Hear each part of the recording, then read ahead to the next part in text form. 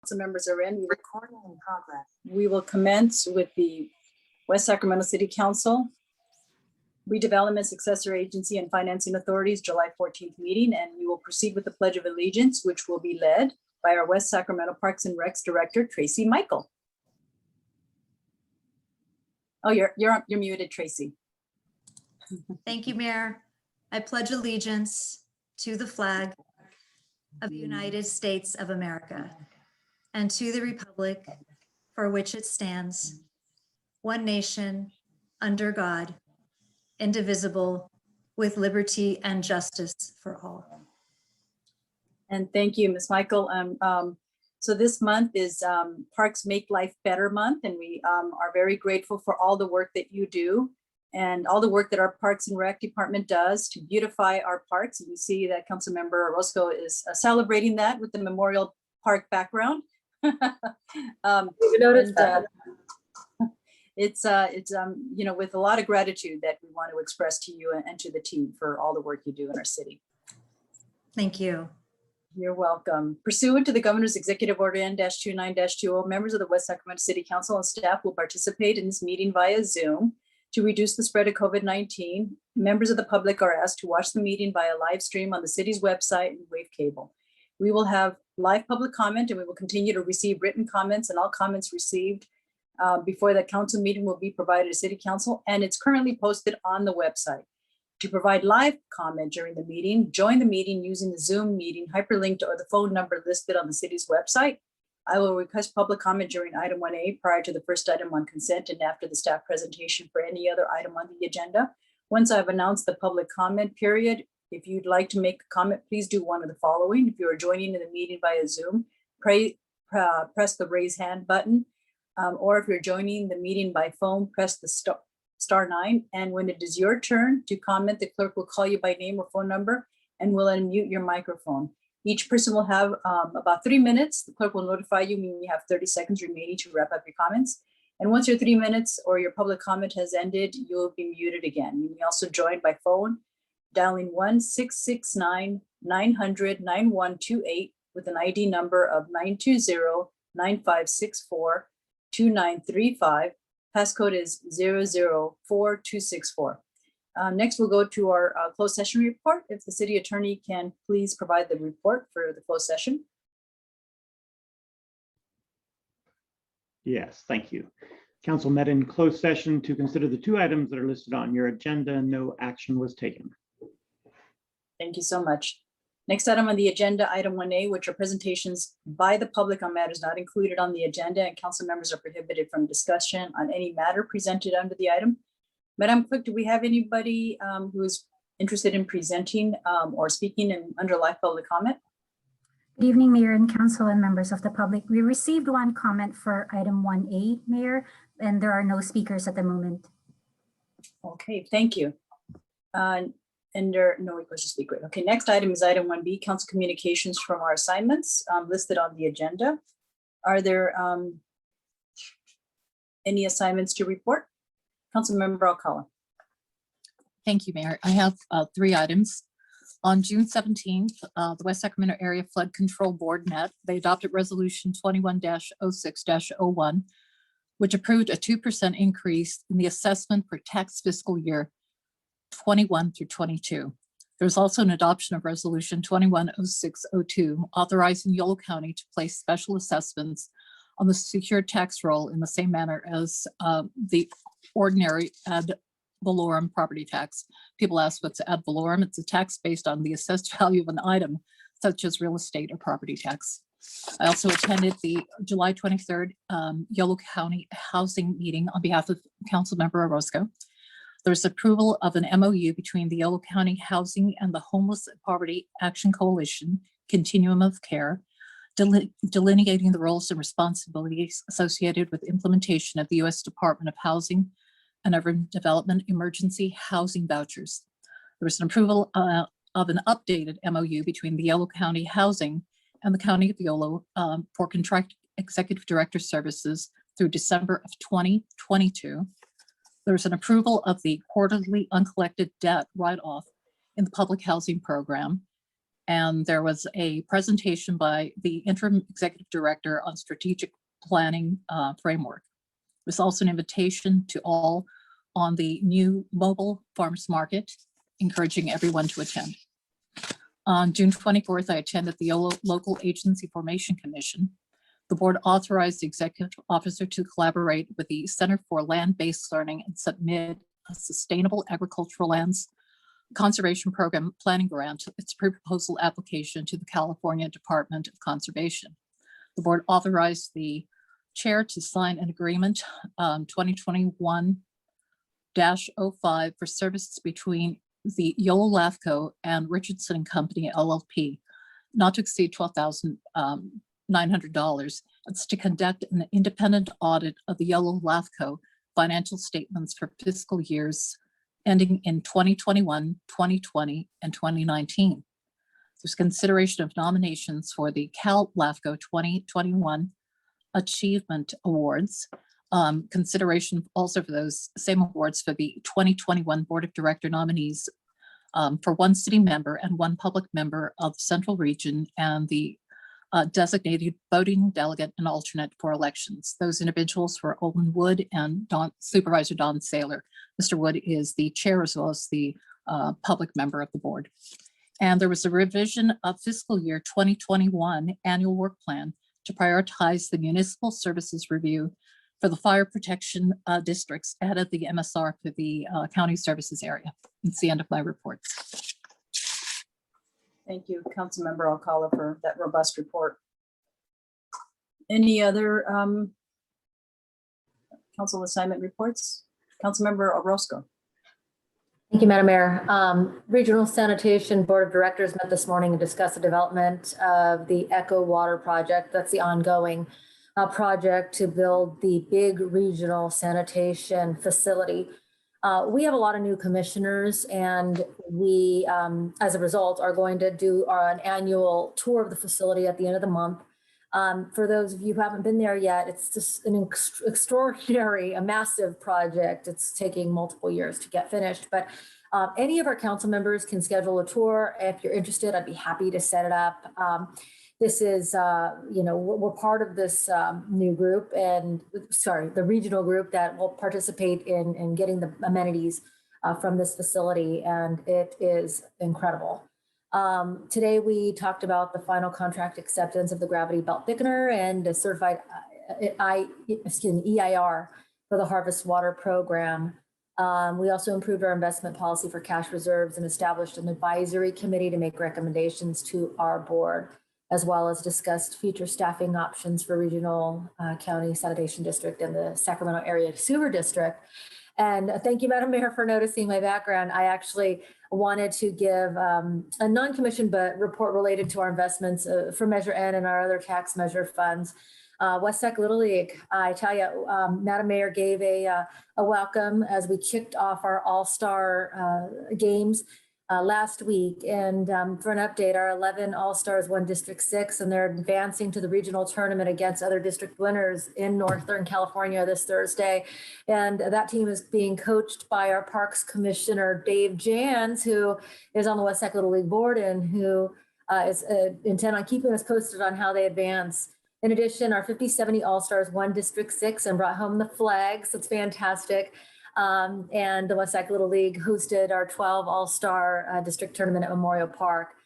Community volunteers like Dave Jans and Scott Burton, who's our president, and Matt Hargrove, one of our past long-term past commissioners, as well as the entire West Sac Little League board, worked very hard, and the tournament was a success. And many of you guys that know, I was giving little reports because our 8 to 10 group also made it as far as the Tournament of Champions. And while we fell a little short at the very end, these kids, man, they play their hearts out, and they are the heart of our city. During the All-Star games, the snack bar was open. It was very busy. We received, and I want to repeat this, we received multiple compliments on our dugout and our field. And this just is a testament. It's a hats, tip your hat to the Parks Department, who are honoring tonight and who work together with the Little League to help prepare the fields. And it's what we, I think, always envisioned when we made the investments to improve our historic Memorial Park few years ago. And I will say, Madam Mayor and Council, I think that this is literally our field of dreams. So that's all for me. Thank you. Thank you. Mayor Pro Tem Ledesma. Thank you, and good luck to the kids as they progress. Keep us updated. Thank you, Councilmember Roscoe. A couple of actually just one meeting, one thing to update you on, but a couple of things of import. One at the YCT board meeting held this past Monday. On the agenda was the first changes as a result of our YOLO Go efforts, phase 1 of the service changes. This was, as you recall, a couple of years in the making, as when I was chair, whenever that was, a year ago, into my chairmanship, I started this effort. We was well underway to review all the routes, look for streamline changes. This is pre-COVID. We hired a consultant to come in and help us do the work. Interrupted by COVID, so the outreach kind of slowed down. We had to make emergency changes, as you all know, and the transportation system, the yellow bus system, ridership took a big hit, and we continue to try to recover from that. And so hastening some of the streamlining done, we were able to pick back up on YOLO Go, but certainly had to start making some changes because some routes that we had that were already identified as low performing were not recovering at all from COVID. In fact, got somewhat worse in some cases. But it did give an opportunity to, while we cut some routes, none of them here in West Sacramento, at least not yet, but some of them are in Davis and in Woodland, and Winters receiving some additional service. It does mean that for the main backbone route, which is 42A and B, being more frequent rides. So for those coming into downtown Sacramento, taking it across the river for us or back from downtown, they'll see more frequent headways. We have a long ways to go. We'll be working on this, continuing with that pass unanimously. There was some community support around it. We understand the nature of it, but again, that was a big step for us.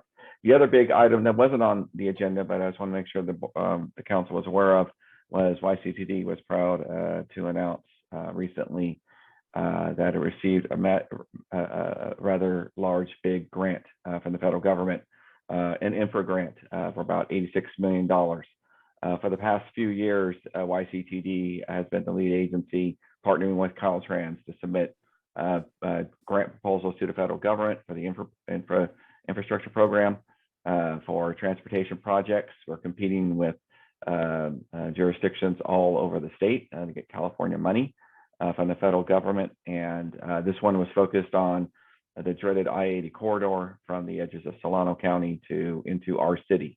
As we all know, from backups going east, they come into our city trying to get across the causeway, but more importantly, coming west as traffic flows from the Bay Area. This has been a trouble spot for the region. And $86 million goes towards improving the traffic flow in that area. It goes towards the planning of it and looking at possibly the first managed lanes in Northern California, which would be a big deal. Again, we received the largest share of money, I believe, in one of the largest shares of money in California. So it was a big deal. So congrats to all my colleagues and to the staff at YCTD. This is a win for West Sac, for Yolo County, but more so for the region. It's improving traffic flow, goods movement, and everything and above. So, and most importantly, climate change, because hopefully the managed lane will help encourage people and buses to use it more often as a way to get across the causeway. So that's my only report for tonight. Thank you. All right, thank you, Mayor Pro Tem Ledesma. I did not include one update from my committee assignment, which is the June 7th Council School 2x2, which convened to review the summer programming and the return to school plans. And I'll say that the summer programming is incredibly rich this year. There's a lot of staff that have been dedicated to help our youth in partnership with the school. And, you know, my little grandson's participating in the Southport Elementary program. I see the YMCA is also there. And I think there's another program out there. There's, you know, camps, sports camps, and also camps for youth who want to have more academic enrichment.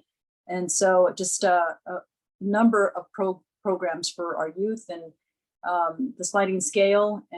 We looked at transportation, easy access for getting youth to get access to these programs, and also just making sure that the staff are able to provide the behavioral support and management for special needs youth. And so very pleased with the way the program has been structured and how rich it is to help our youth as they are planning to return to school. And there's definitely a lot more money in the budget to help schools. And I think it's going to be a process where if the youth wants to continue to remain at home with the distance learning or to go to school. So I know they're going to be providing both options. And we're going to continue to have discussions around that.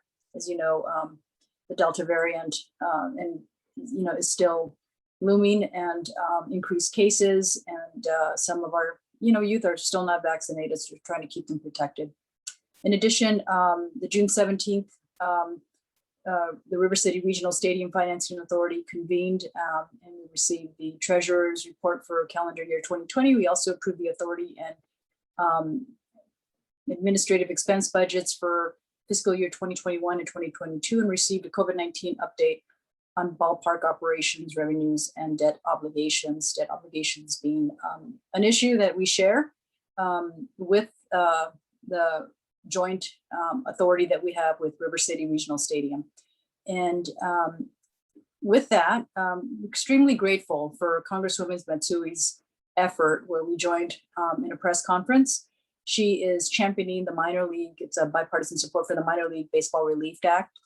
This happened last Friday. We were joined by Mike Testa and Susan and Jeff Savage, and Mayor Pro Tem Ledesma was also present.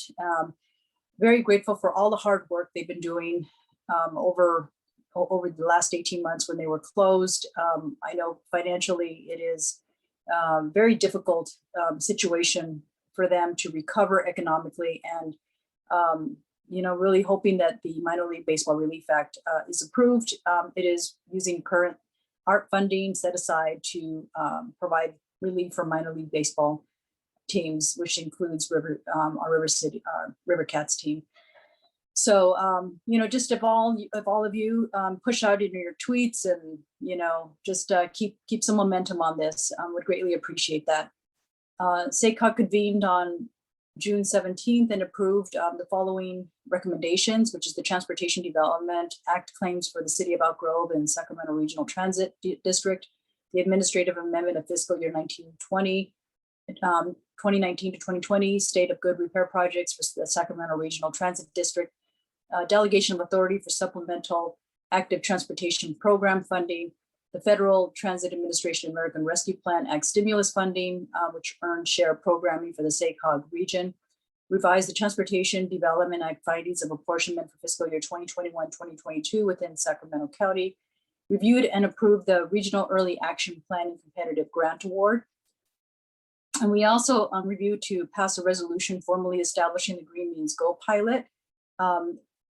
This is directing potential sustainable community strategy implementation to accelerate infill development with state funding to implement Green Means Go. And this is very important to West Sacramento. We've accomplished quite a bit in our infill development. I think our administration, Aaron and team have done a great job and are continuing to pursue opportunities to improve in that. That helps us to, reduce the as far as any growth in our cities as we increase housing, that also increase opportunities for better transportation and other amenities that our constituents would benefit from. And the budget proposal, the Green Means Go budget proposal, was funded at $600 million total for the state and $34 million for the Sacramento region. So a big applause to James Corliss and the SACOG team for all their advocacy efforts. They never gave up, and this is the year that made it happen. It's a pretty monumental step for our region. And so I think we can also tap into the 600 million on top of the 34 million.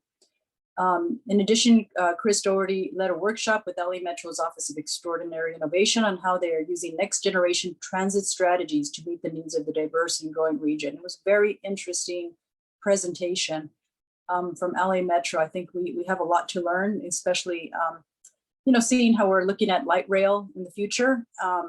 If you're interested, this was taped, so I would say if you can go in and take a look at that video, so you could learn a little more about that. We also recognized and congratulated the Youth Leadership Academy graduates for the class of 2021.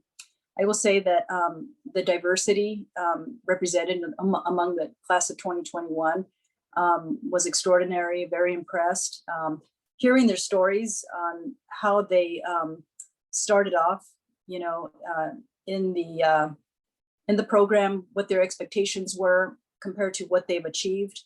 And it was very touching, promising to see our youth who come in, not realizing what their potential was, and being able to interact with, incredible leaders in the SACOG department and other leaders around the region. And so I'm very, glad to be able to see them graduate. In addition, we also reviewed the Race, Equity, and Inclusion Work Group meeting. And Vice Chair Jennings did the majority of the presentation. He's received a lot of support from the SACOG Board of Directors in the direction we are going, and will continue to meet. And one more meeting that we did have is the Capitol Valley Regional Service Authority on the same day. And we reviewed and approved the final CVR Safe fiscal year 2021-2022 budget. So that concludes my report.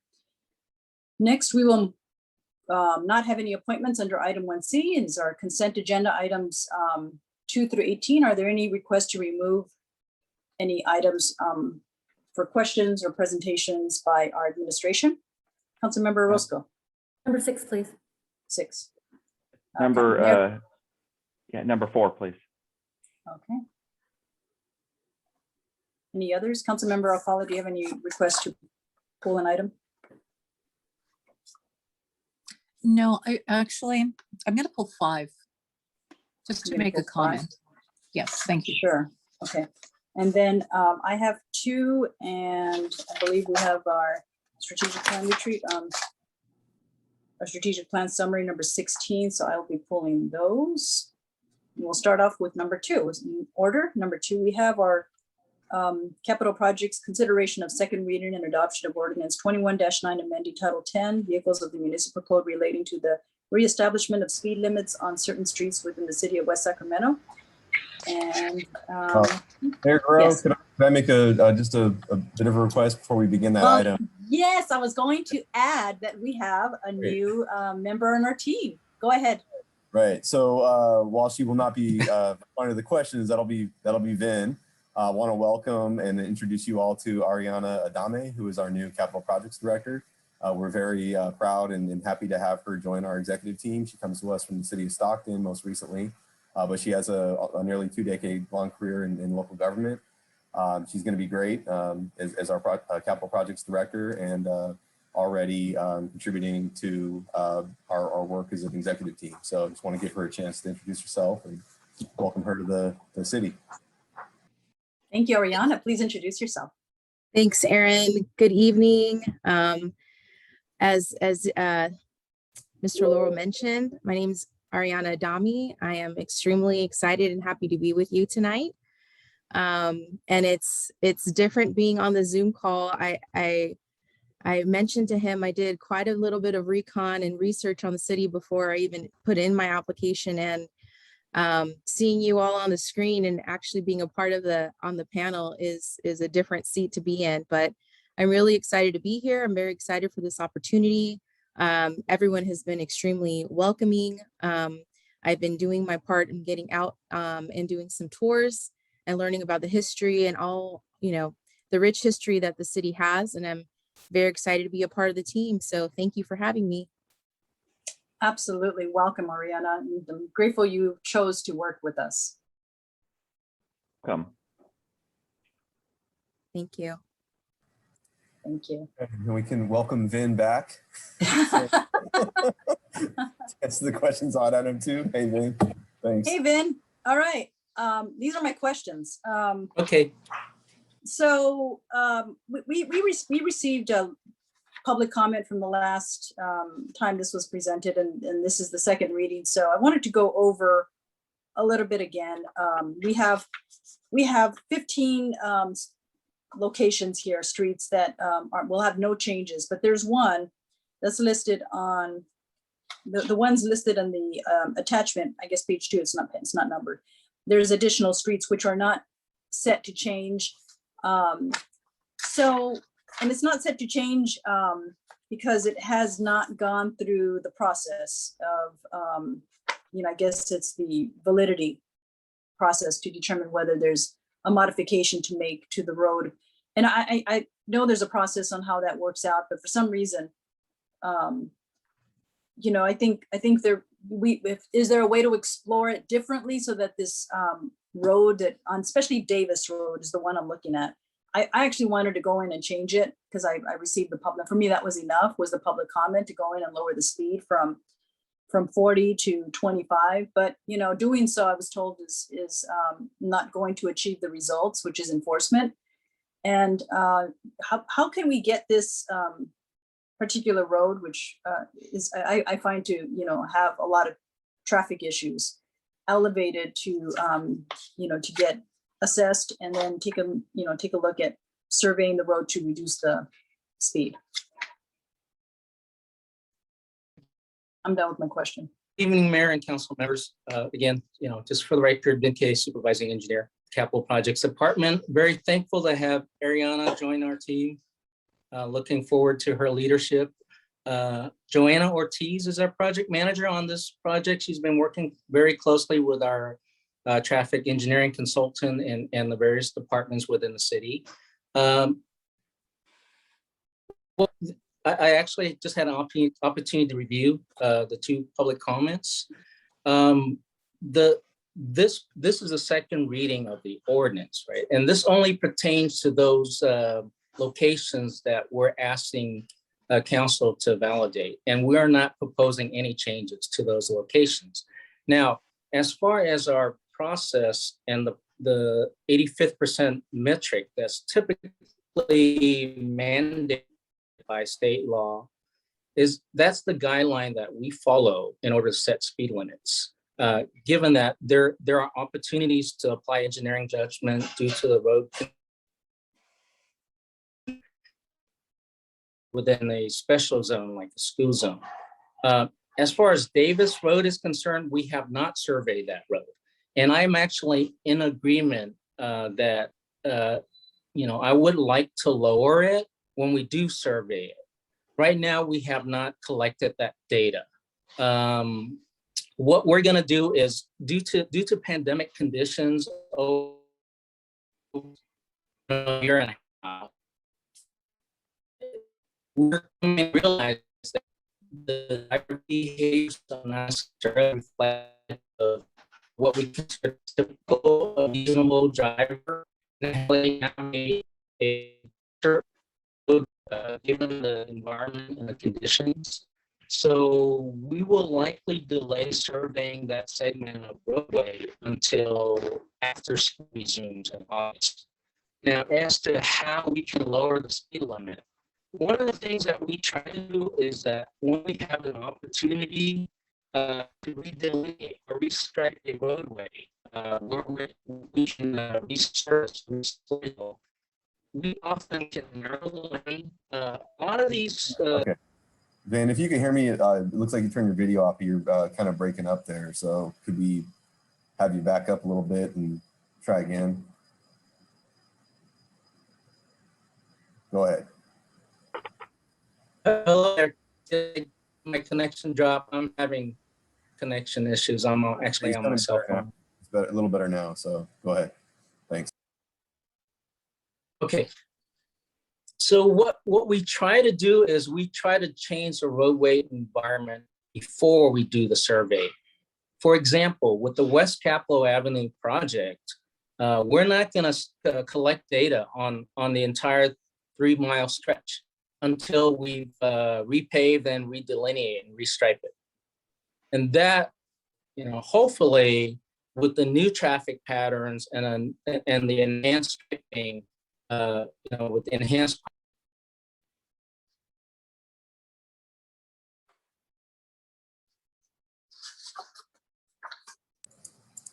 Okay, we may have lost Vin. There he is. Because of the technical difficulty, what I can offer, we can. I'm down in Southport, and we're having. I'm having internet issues. No, it's no, funny. it's I connect okay. early, and I keep getting dropped off.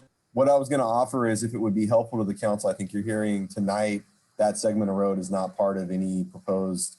There are no proposed changes to the 15 segments that are the subject of the report, but the rest of them are subject to further study. What we can do is follow up with the council with a memo, if that works, outlining the process for what we go through, kind of what Vin was explaining about if the desire is to lower speed, what that entails. If that works, we can provide that to the council as an informational memo as a follow up. Okay, thank you. Yeah, that'll be great. Okay. And with that, we'll move to item number 4. Mayor Pro Tem Ledesma. Yeah, thank you. I had a question. I understand the resolution is about the mapping, but my question is this, who am I speaking with on the staff member?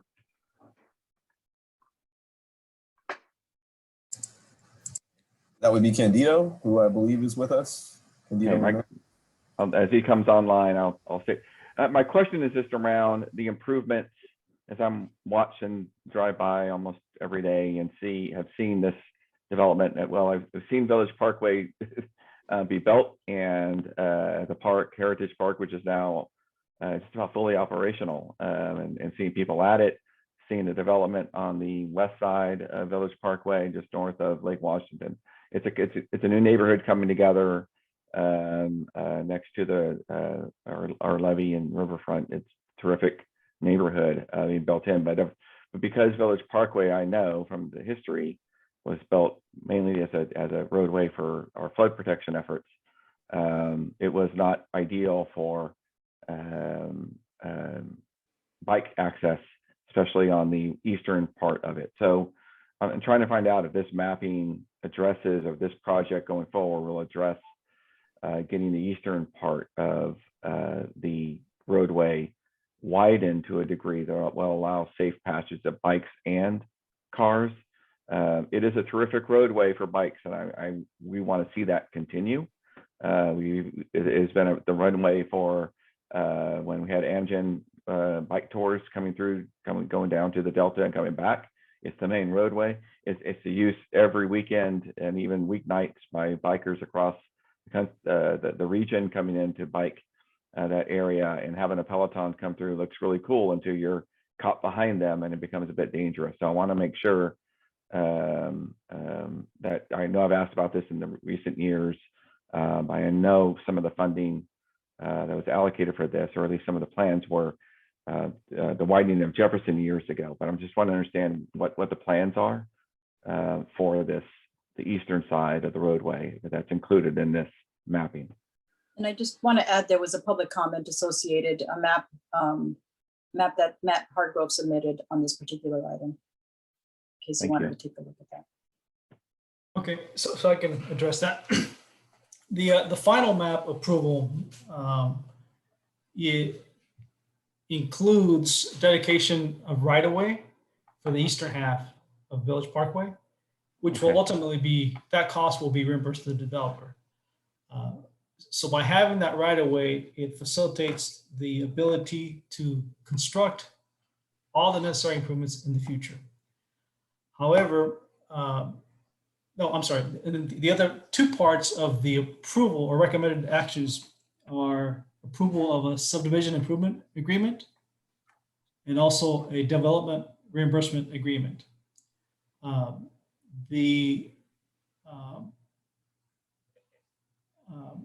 What the project will construct with the improvements on the east side will be some additional left turn lanes into the project, partial, basically an additional lane for most of the project, some of the project.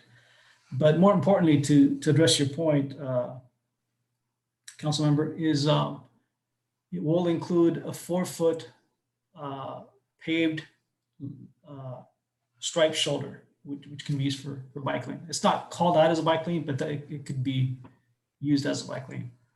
So, So by the time this project is over, it will have just a small gap at the south end of the project. And that's because of engineering challenges or engineering and construction methods that need to be addressed. right, and that's at, I'm guessing that's at the head of Lake Washington, that we're, is that what I'm thinking of, at the south end of Village Parkway? Correct. Yes. Okay. It's, So in short, here we have the right of way, which is allowed, and the agreement includes the paving, the widening of the current road to what I heard, 4 feet. Is that right? And that will be room, well, not a dedicated bike route, but can be used as I think the other side is doing dedicated bike routes, just shoulder way, but it will be widened in short. Is that what I'm hearing? As Correct, part of yeah. this. Okay. uh-huh. Councilmember, or I'm sorry, Vice Mayor Ledesma, if I could, I spoke with Candido about this earlier, very helpful explaining the ultimate road configuration. So just to reiterate, yes, there is that 4-foot paved area that goes from just about, I think the distance is about 160 feet north of Lake Washington all the way up to, I think it's Elk Valley, in addition to the widening of the road. The challenge we have, as Candido mentioned, is it's that 160-foot portion of roadway between Lake Washington and, you know, there's a stop sign and there's a speed limit sign. People are familiar with the area. Yeah. They know those landmarks, and it's that gap area that is not going to be paved as part of this project, if I'm understanding correctly. And what I spoke with Candido about, that we'll follow up with the developer to see if it's even possible, is perhaps there's a way to have them pave that additional space, that 4-foot segment between that speed limit sign and the stop sign. I want Candido, though, to also, something he mentioned about the next phase. It's not part of Newport Estates, but an additional subdivision that will make some improvements as well. So Candido, if you could elaborate on that, that'd be helpful. Yes. So that project just south of Newport 12, on the same side of Village Parkway, on the east side of Village Parkway, is a few months, could be up to a year behind, but it will construct a roundabout at that intersection. And once the roundabout is constructed, it'll definitely fill that small gap that's being left now, and then some. So, so at that point, you have this roundabout, no gaps in the bike lane or shoulder, I'm sorry. And that's pretty much it. The ultimate, the full build out of Village Parkway on the east side is part of, or will be part of a capital projects. Okay. Yeah, just to elaborate on that, because I know that for people that are bicycle enthusiasts and people that are wanting to avoid bicycles on the road, a 4-foot striped shoulder is not the ideal ultimate scenario they're looking for. So I want to kind of address that. So we will revisit the gap area with CNO. I want to be clear, though, that's outside of the scope of the subdivision improvement agreement, would not be subject to reimbursement, or it won't be subject to the developer paying for it. But we could try to work out an interim scenario where perhaps either the city, we can come back to you with an estimated cost, or look at additional fee credits. We'll explore that. But ultimately, what happens with that roadway segment is there is a sidewalk that's being improved with this development. And it's kind of how it is on the other side of the street. There's going to be a gap area between the 4-foot asphalt shoulder, striped shoulder, and that sidewalk. Ultimately, the roadway is supposed to be widened to its ultimate configuration, but it's a similar situation to what we have on Lake Washington in the section that isn't improved. And in that section now, my understanding is we're actually looking at doing more of a promenade there as opposed to widening the road to, whatever its ultimate lane configuration is. That is an option here as we look ahead. We have a project, as Candido mentioned, it's in our CIP that ultimately builds out that road, but we could explore other scenarios that create more of a class 1 separated bike path scenario, given that maybe the road doesn't need to be as wide as originally planned. So those are all things that we can look at, but I think for this map, this action, what you're hearing is there is that 4-foot area that will address all but that 160-foot gap between Lake Washington and the next sign. And we'll do our best to bring the council back some options to address that in the interim before the roundabout's built with the next subdivision. Yeah, and if the council concurs, I would agree with that approach, Aaron and Candido, is it's unclear, and it was always been unclear to me about the subdivision and whether it was going to be able to accommodate even a shoulder and which could be used as a bike lane. So I'm glad to hear that will be asphalted and it could be used for that purpose, and that's good news. Even further news if you could explore how to address that 100-foot plus stretch, because that just becomes again a tripping hazard, so to say. So again, I'm supportive of your approach, and to your point, this is an area that we really need to look at up and down the Village Parkway as it builds out from the McGowan Bridge on down, to make sure that this is an amenity in the region that we have, and cutting through the Delta, connecting to potential trail systems, having good bike access is imperative. So I'd ask if hopefully the rest of the council concurs, but I'm supportive of this, and direct staff to continue exploring how to ensure in the interim and long term we kind of get to that place. So thank you. Those are my only questions, Madam Mayor. Thank you. So agenda item number 5. And I just want to ask, we haven't gone over for any requesting for public comment. I don't think there's any request for public comment on this. I do think there's a written public comment on this, but that's all I've received. Madam Clerk, just wondering if there's anybody interested in speaking or asking questions about this. There are no speakers, Madam Mayor. Okay, great, thank you. Item number 5, Councilmember Alcala. Thank you. I'm very supportive of item 5, but I'm just taking this as an opportunity to mention that I'm hoping that until stage 4 of the Bright project, which is the pool for the kids in the north, is completed, that we think about subsidizing some ride shares for our youth in the north. We've had some really brutal heat wave days, and I saw the kids out there, some of them trying to use like a hose to hose themselves off, because many of them maybe can't get to the pool in Southport. So I'm just hoping that this is a consideration maybe next year, that we be able to in some way provide transportation for them at no cost, because some of these kids, I mean, even $2 or $3 is too much for them. So that's just a consideration I want us to have. It's really hard. I grew up without air conditioning. A bunch of you probably did too. And we know how uncomfortable that can be. So that's the only comment I want us to be aware of and make some provisions for next year.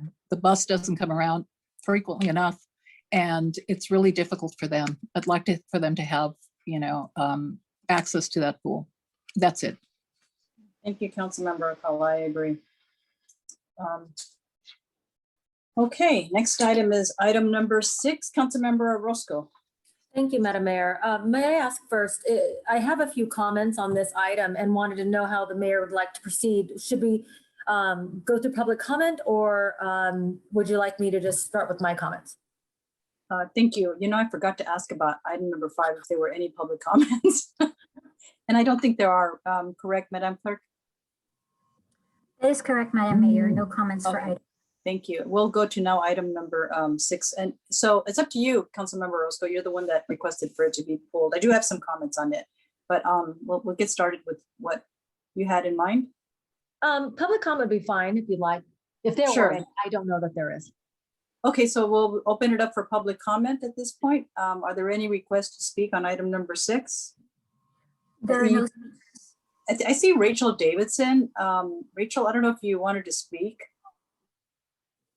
Hi, good evening, Council and Madam Mayor. I would be happy to speak on some of our successes and challenges over the course of the last year, if that would be helpful. Sure, go ahead. You have 3 minutes. Okay, wonderful. Well, thank you for the opportunity. It's been, for all of us, a really challenging year for the folks that we work with, the community members that we work with in particular, our most vulnerable population. I just really want to highlight some of their incredible successes over the course of the last year. Throughout a global pandemic and a recession and a loss of major resources, including leasable housing, food resources, access to public restrooms, our team members continue to show up every morning at 8 a.m. and showed incredible dedication to our community. They removed over, at this point, 95,000 gallons of debris from our city streets, waterways, and parkways. They removed over 3,000 biohazardous needles, and that was all while performing a little over 6,000 volunteer hours. It's been incredibly difficult to navigate the ups and downs of this last year, but we have been able to place at this point 7 folks into employment that is 90 days or more. In this last contract year, we've also been able to place several folks into Project Home Key and been able to access a wonderful collaboration with the city through Project Room Key and Project Home Key, and then a couple of individuals into leasable housing as well. I will be here for the remainder of the meeting, and I'm happy to answer any questions that might come up from council. Thank you, Ms. Davidson. I really appreciate your report. Council member, we'll close session, public comment, and we'll bring it back to, Bernadette. Sorry, we have one hand up for public comment. Bernadette Austin. Madam Clerk, I think we need to unmute her mic. I can't hear you. I can't hear you. On my video, but can you hear me? I can hear you now, yes. Thanks for that. Sorry, I was anticipating the public comment would be received after the staff report was presented, but I guess that's not the case. So I just wanted to voice my support for this really excellent program. It has a great track record, not just in our city, but really excellent outcomes over the long term in many other jurisdictions. I have a pretty strong personal connection to this work, and I really hope that the mayor and council consider approving, continuing a contract for year 4 and beyond. Thank you. And I gather there are no other requests for public comment, Madam Clerk, so we'll close the public comment and bring it back to council. Councilmember Orozco. Thank you. And I just wanted to note that there were additional written public comment that are in the record for our review. I'm sure I don't have to introduce this item any further, as I've been doing it for the last 3 years. Downtown streets, though, for those who are just joining us, and especially one of our new directors, Ms. Adame. Downtown Streets is a volunteer work experience model where our unhoused residents, they have to have some connection to West Sacramento, will beautify their community in exchange for case management, employment services, and other basic needs stipend, such as gift cards to Rayleigh's, or for a cell phone, or for storage, or housing. And through their volunteer work, they rebuild their work habits again, taking on leadership opportunities such as a graduated color shirt system. All the new ones have yellow shirts, but you can graduate to a team leader and you can be a green shirt. And if you want to be like above the team leaders, you can be in the purple shirt. It's pretty darn amazing to watch them take on new leadership for their education and ready themselves to re-enter the workforce and housing with the support of the community behind them. West Sacramento is a unique program, and it has been welcomed with open arms by so many members of our community. You just got to go out there sometimes, see them on the street, and see people honking and waving and just expressing their support. And I think it's largely because it's a win-win for our community. It's a win-win for the environment and for the self-sufficiency of our crew members, one person at a time. we have about 12 to 15 team members. They are marginally housed or unhoused, and they clean areas that are identified by the West Sac Police Department, our Parks Department, and they remove litter and, like as Rachel mentioned, hypodermic needles, which are very dangerous to all of us, and also clean up encampments, which has been a large concern, a big concern for our region. They also meet once weekly for a weekly success meeting to offer discussion about jobs and housing and substance abuse and mental health services attainment, even getting a GED and employment readiness. So it's very cool to go to one of those meetings and see people that say, I heard about this and I want to get on the waiting list. What can I do? And then there's flyers being passed around, UPS is hiring, or the Goodwill, which is one of our big partners, hires a lot of folks and gets them back into, the progress with work. The program runs a leadership certification academy, and they've been very good about supporting the environment to increase readiness and the steps of housing and employment for our team members. And I know that if I don't know the absolute newest number as far as who's been employed and how many have been housed, but I know overall we have graduated several team members. And just to give you an idea, Skeets, I mentioned her last year. She's been employed at Walmart, I think going on 2 years, and is housed. And last time I bumped into her with my kids at Walmart, she was proud to mention she just saved enough money to purchase a new car. And she was very excited to advance in life and said she owed it all to our program that we use Measure E funds to support. And, Lavon, who is a member, they call her Red, and she just recently cleared an active warrant and obtained a driver's license and set herself up for not one, but 2 job interviews and got both of the offers. And she accepted a job offer as a housekeeper in our brand new Hilton Home 2 Suites, which is the newest hotel in West Sac. And she said that the perks of the position are that she gets even just a discount on the rooms and can finally afford the normalcy of having a vacation for the first time in the last 20 years. And finally, today I posted about Dale, who's our 75-year-old member who received his green shirt. So he graduated up the chain, and he is our oldest at 75 years old team member throughout any of the programs in California to receive his green shirts. And he's a Vietnam veteran, and he has served our country and now is active serving the West Sacramento community by helping beautify our streets. Downtown Streets has partnerships with other organizations, one of which, it's only one, is the California Coastal Conservancy, and they've committed to adopting a beach. So they took over the Broderick boat ramp down to the barn and committed to beautifying the riverfront.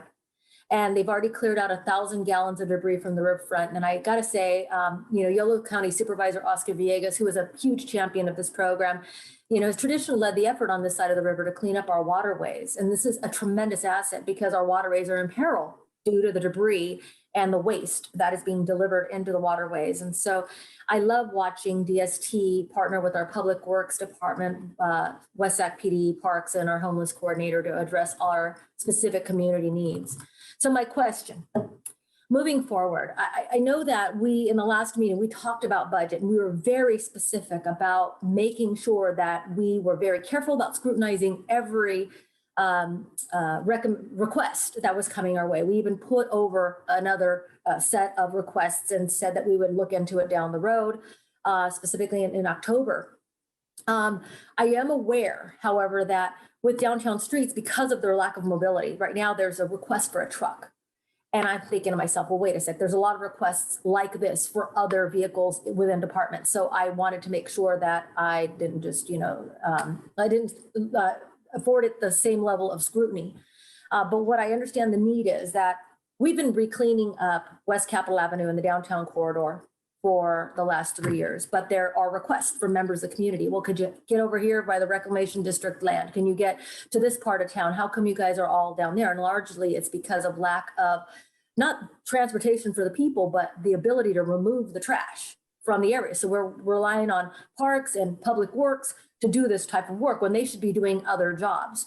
So I understand there's a request for a truck. It's a one-time request.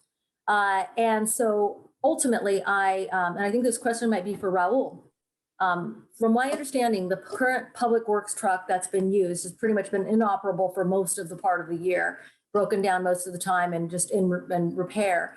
Is there another opportunity or another option or alternative where we can get some kind of functioning vehicle? It doesn't have to be a new vehicle, it doesn't have to be just something that, like, even if it's a hand-me-down, if we're purchasing a vehicle for, say, police or for public works, and there's something that is doable for DST that's more affordable, is that an option? I mean, I understand there are, anywhere from 10 to 20,000 gallons of debris that are being removed each month. So what is it that we can do that would be a cost-effective investment in making sure that DST can do the work in more of an expansive fashion, but without so much of an impact on our budget? Yeah, good evening. Thank you for that, Council Member Orozco, and good evening, Mayor Guerrero and members of the council. Before I answer the question, I do want to let the council know that, well, you've met Rachel Davidson. She's the director of the Sacramento area downtown streets team. She's here to answer any questions as well. Taylor Nelson, division manager of the police department's community outreach and support division, and Chief Strange are also available to answer any questions. But in terms of the vehicle request, that's a request that staff is recommending. As you noted, for the last couple of years, for the last 2 contracts, DST has been using a leased vehicle from the Public Works fleet. Unfortunately, this vehicle, as you noted, has reached its useful life. I mean, it's beyond its useful life. And for most of the year, it has been having a lot of multiple maintenance issues and has been in repair and not able to be used by DST for the debris pickup and transporting their members to some of those areas that are outside of the main core of the city that's within walking distance. I did reach out, and we did reach out to Public Works and other departments to see if there were any other vehicles that could potentially be used for DST. And unfortunately, at this point, we haven't identified any vehicles that are available. Keep in mind that, they're picking up garbage and debris, they're transporting people. So they need primarily a truck, and we have not been able to identify one. So that was the main reason why we are recommending that we allow DST to purchase the vehicle. You also noted that our parks department has sometimes been asked to pick up the garbage and debris, and they have. But unfortunately, they are also at capacity, and they really don't have the ability to, on a constant basis, pick up the numerous bags that they pick up. So it is a challenge to have either parks or any other department in the city to go around and pick up all of the debris that is picked up, which, as you noted, is quite a bit. So because of that, staff is recommending that we allow them to purchase the vehicle, with the understanding that if, in the future, we cease to have a contract with DST, that vehicle will have to be sold at market value, and any proceeds from the sale of that vehicle will be returned to the city and to the Measure Refund. As you noted, it would not be a recurring expense. It's a one-time expense for a vehicle that hopefully will last for a few years, something that is in much better shape than the Public Works vehicle that we had identified, and unfortunately is just not operable at this point. Okay. Thank you. I get that, and I can understand the rationale behind wanting to expand the function of this program.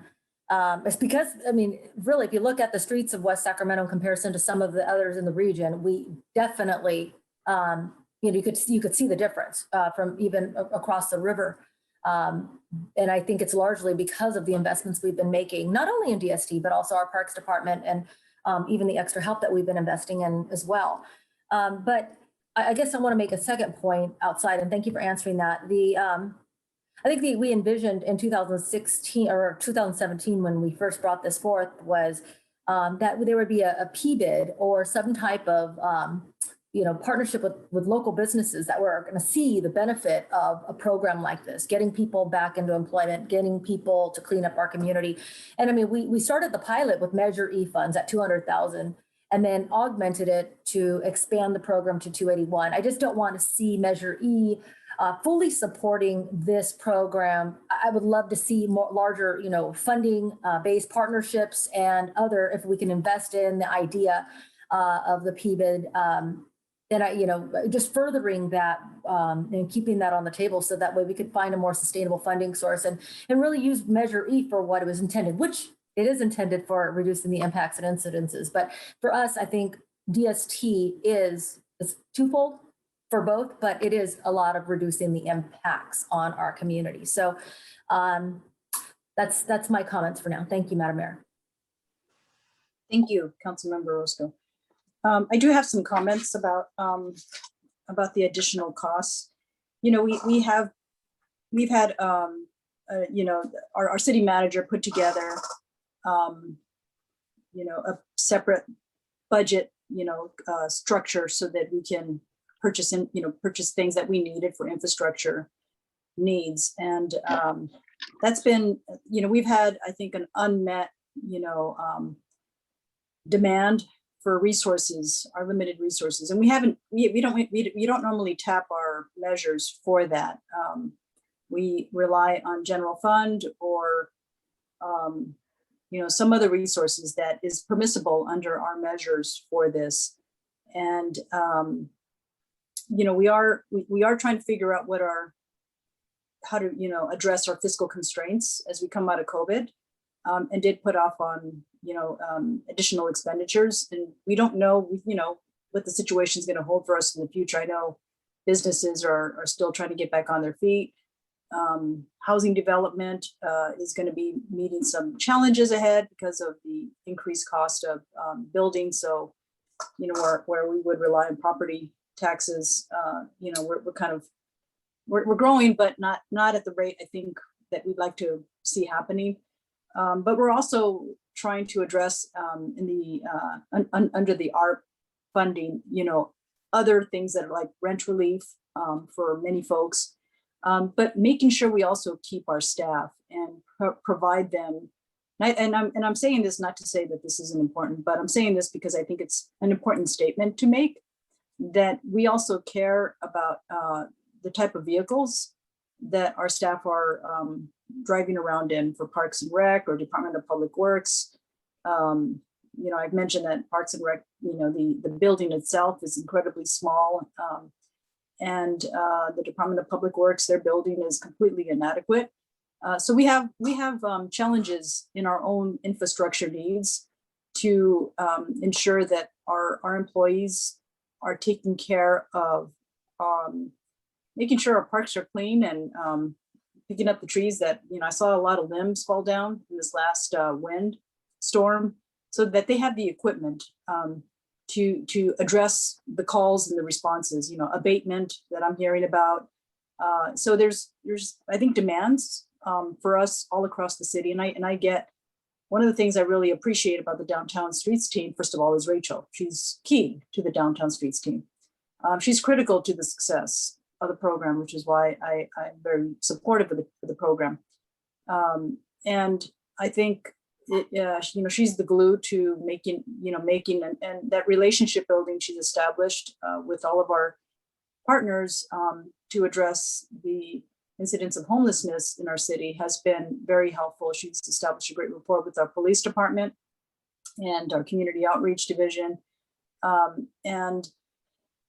She works tirelessly. I don't know if she gets any sleep, because I know this type of work as a social worker is, you don't get paid. It's comes out of, just a rewarding, that's your reward, is you find that this is rewarding to serve our most vulnerable members of our community, especially in their time of crisis. And you knew who they were when we actually had the chance to open up Project Room Key, and then ultimately Home Key, where some of your members who are participating in DST were able to benefit from that.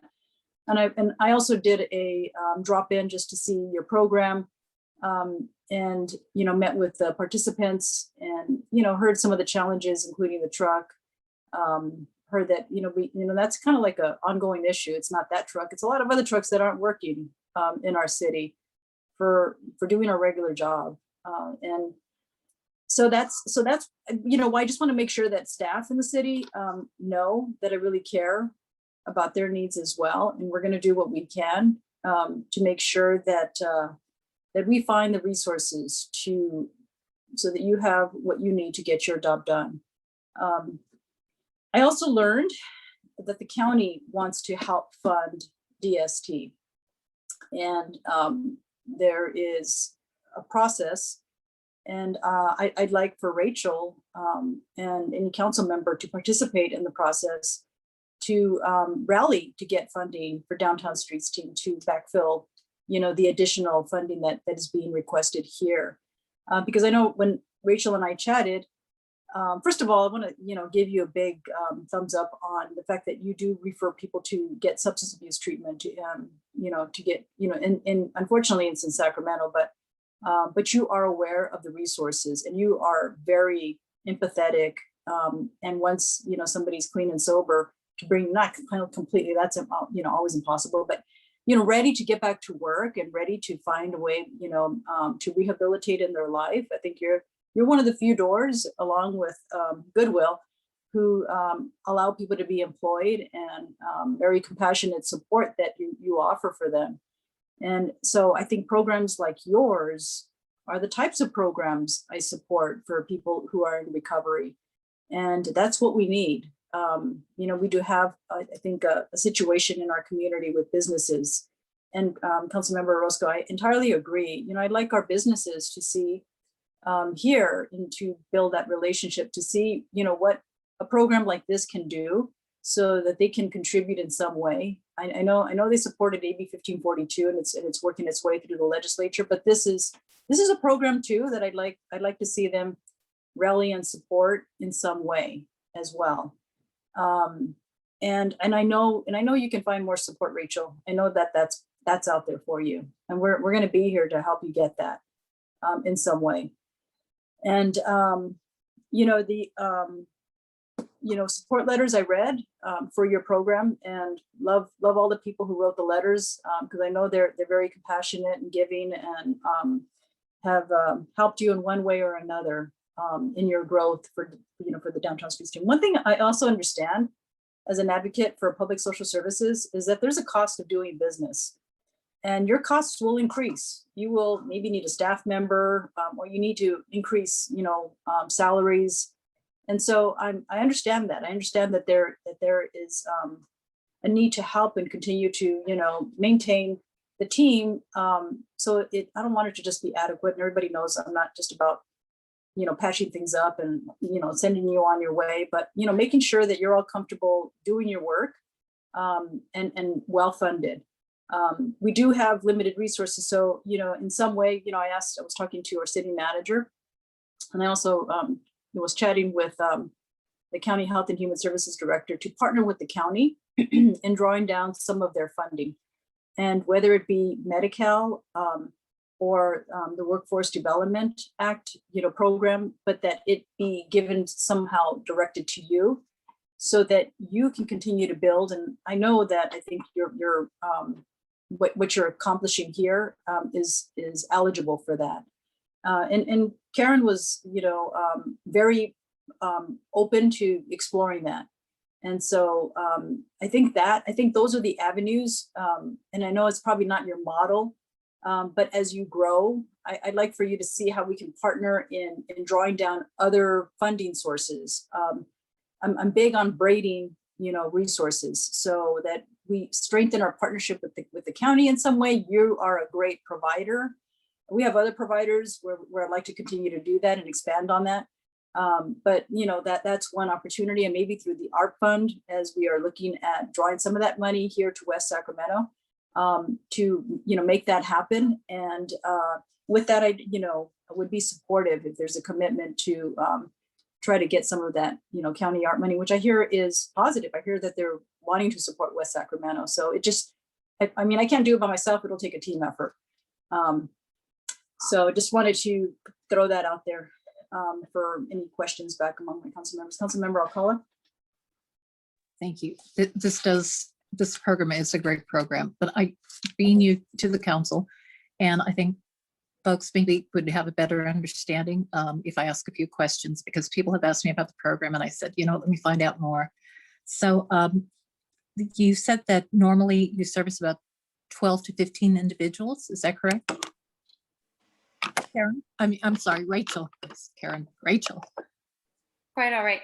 So we have 12 to 15 team member spots, and in any given year, typically what we look at is about 2.5 people utilizing those spots per year. And this last year, the report was submitted in early June. And so at that point, we had engaged 38 unique individuals. However, at this point, it's closer to 46 unique individuals. And those are Very folks good. who are enrolled in the program. That doesn't include the folks that we are outreaching to or engaging with at sites like Project Room Key or Home Key. Okay, great, 46. And some of these people have had great success. You're finding houses for them and everything. What would you say the duration? You've only been here in West Sac for what, 3 years now? Correct. Has it been 3 years? Mhm. What would you say is the average duration of a person in a program like this before they're able to successfully transition over? It varies widely. We have individuals who come in and, within 4 months are placed into employment and quite successful. And then we have individuals who we are a 1-year program who might need to leave the program and come back multiple times before they're really ready for success. Each one of those times we are, accomplishing the removal of some sort of barrier to self-sufficiency. But oftentimes, especially if someone has a long history of experiencing homelessness and severe trauma or substance abuse, we're looking at a bit longer. Okay, thank you. And how many people are in your program and how many are social workers? How many, the program you run? So staff members here in West Sacramento? Mhm. We have 2 full-time staff members in Sacramento. Neither one are licensed clinical social workers. We have our project manager, Heather Frick, who's been with us for 2 years next month.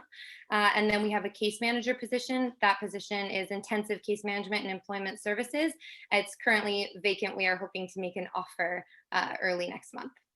Thank you, Rachel. So that's 3 individuals in West Sac? Is that 2 correct? full-time individuals and full-time. about 30%. Okay, thank you. Mhm. And I think my questions are answered about the vehicle. And this isn't for you, Rachel. This is for Raul. So Raul, let me ask you something. I know you're saying we need a truck, and I'm very frugal. So one of the things I was thinking is there any way we can just use one of our trucks by just doing a better scheduling, so that we can work in concert with the team rather than buy a new vehicle? We would have to really coordinate and ask, especially our public works department, whether that would be something that could be doable. Obviously, they have their own schedules and work that they have to do. So I know that the DST team typically has a regular schedule for picking up the garbage and debris. It may or may not be possible. I can tell you at this time. It really depends on how flexible either our public works or our police department, if we can identify a vehicle from the police department, are to be able to do double duty. What I can tell you is that Rachel was very clear with us that they are flexible. They're willing to look into any other alternatives. If purchasing a vehicle is not something that may be doable. Again, having the vehicle available when it's needed is very important for the success of the program, because again, they're picking up a lot of garbage and debris. They're picking up needles that we don't want them just sitting around on the street for too long of a time. So I think having a regular schedule, having a vehicle for them to pick that garbage and debris in a timely manner is going to be very important. As the council noted earlier, there are some areas in the city where our departments, our own police department, our parks department, our department, and calls that we get from the community, where they want to see a cleanup happen. And most of the times, those are areas that are not walkable. So that's where that truck really comes into play as well, because they can transport a couple of DST team members to that area, leave them there for an hour or two to do the garbage and debris collection, and then pick them up and along with the trash that was collected. So again, having a vehicle available during the period that they are working is going to be very important. And I can invite Rachel or Sergeant Strange or Taylor to elaborate on that if I missed anything. Raul, may I just say one more thing? I Sure. never buy new cars. I never buy new cars because I always feel that, the minute you buy a new car, value goes off the lot, right?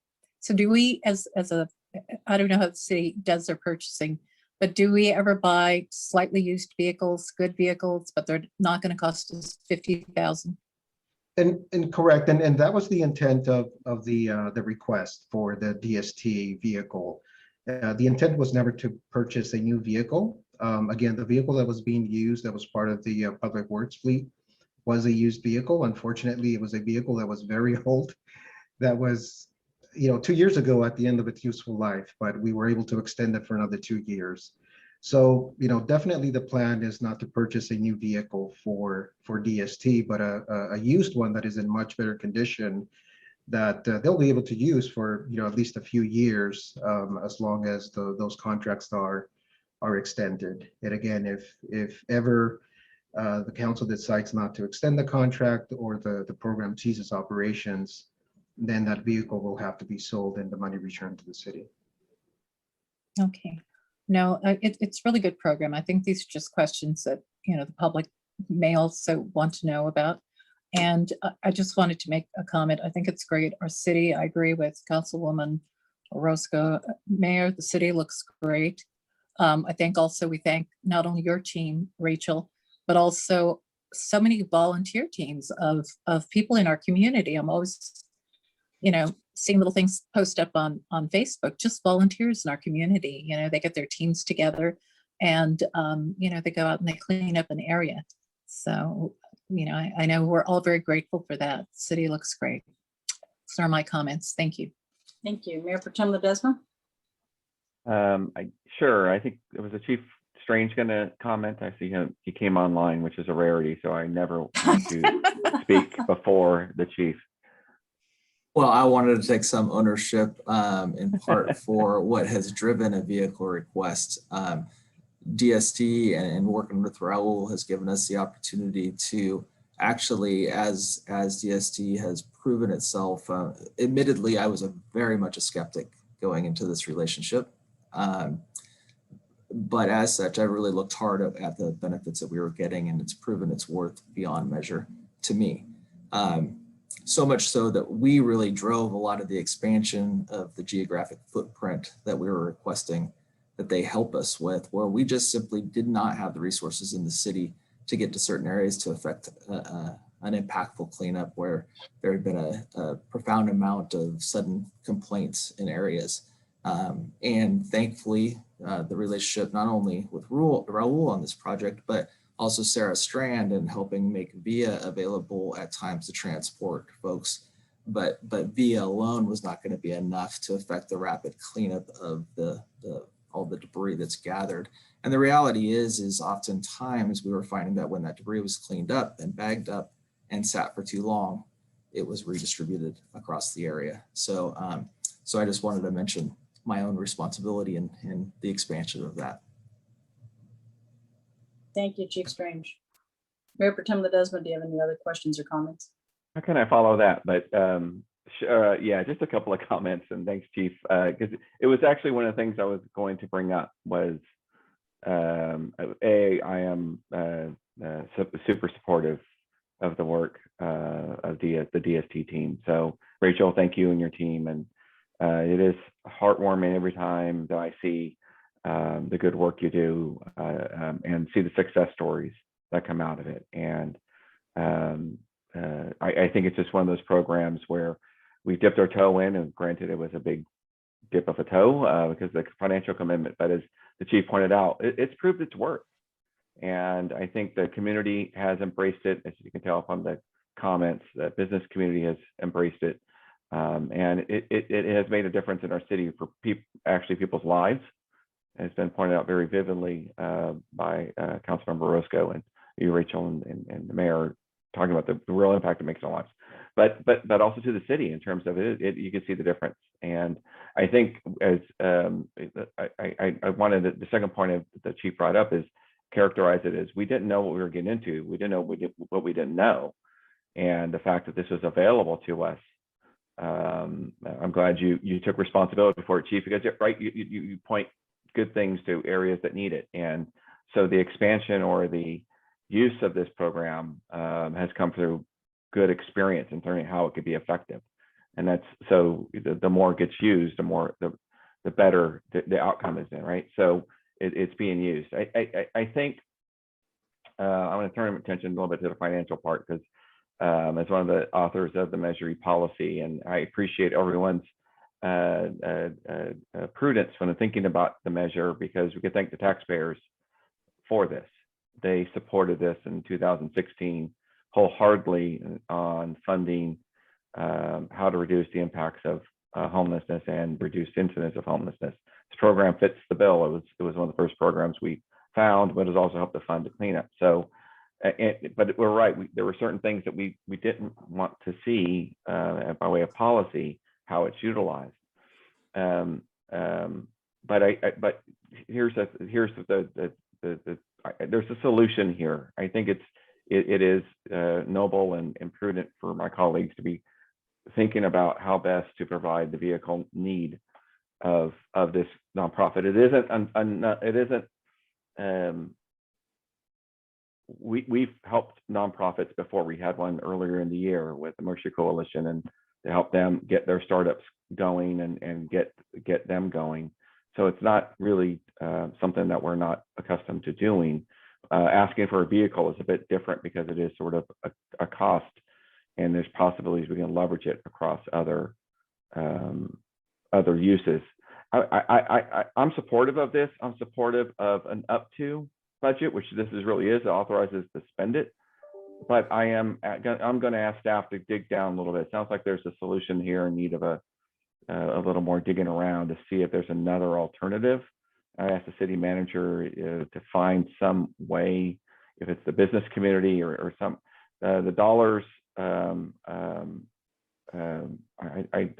rather not use Measure E money for it, but this is a need that the community has said it wants, and we've Measure E was an area where we could utilize it. But I agree with my colleagues that there's another way we can fund it. We should be pursuing that. And I just think if we can get some creative minds going about how we might do it, I'm going to leave it to staff to be creative and figure it out. And just to respond to that, we can certainly look at all of the options that were talked about tonight. There were a couple of good leads in terms of the mayor mentioned ARP funds. We haven't spoken formally with the county about that possibility. So we wouldn't recommend doing anything that was predicated on that, but that's certainly a place to start. The PBID concept was mentioned a couple times tonight. Definitely something that is of mutual interest between us, the chamber, business community, downtown streets. I think that's definitely something we can try to make some progress on this year. And then all the other ideas that were mentioned as well. So I think the idea is getting the authorization tonight to proceed both with the contract renewal and the option for having Measure E funds to buy the vehicle, but pursuing less costly options will certainly do that. But I think what you're hearing is there's both a need for it and staff recommendation, strong recommendation to have the vehicle component however we get there. But definitely we want this program to be sustainable. We don't want to be reliant on Measure E for forever, and that was always the intent. So I think we're at a point now where we need to get serious about progress on finding some of these other options. So I'll definitely take that direction. Thank you. Councilmember Orozco, you have your hand up. Thank you. Yeah, just briefly.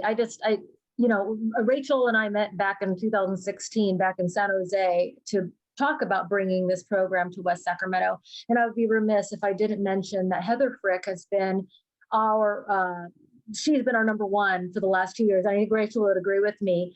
She's been running this program. So I would be remiss if I didn't give her kudos, because she has a fantastic relationship with the crew members, and Rachel oversees Heather, but it's I think that she has to be recognized. And also County Supervisor Oscar Villegas, same thing, back in 2016, the county was already very supportive, at least through Supervisor Villegas. And we had talked about partnering through with county funds. I know that there are a lot of competing interests for ARP funds, but I think that's a fantastic idea. And I think that we should definitely pursue it. And I would be very happy to participate with you, Madam Mayor, or whoever it is that would be interested in broaching that conversation so that way we could expand support for this program.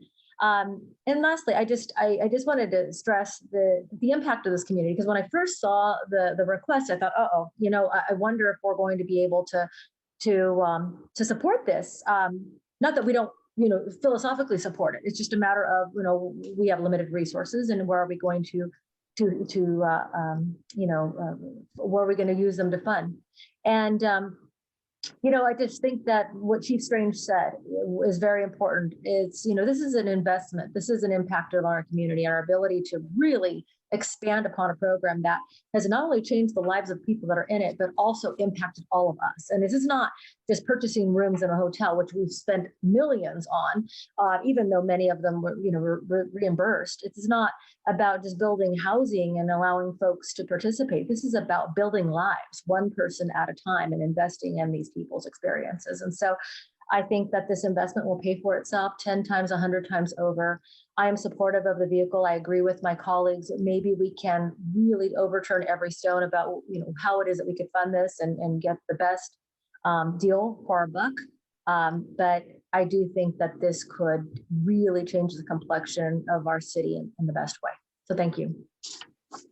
Thank you, Councilmember Roscoe. All right, we'll move on to item number 16, which is consideration of our strategic plan summary and action agenda for 2021. And the purpose is to seek ratification of the council's strategic plan summary and action agenda for 2021, and to provide any direction to amend, and then ratify the attached summary plan and action agenda for 2021 with amendments.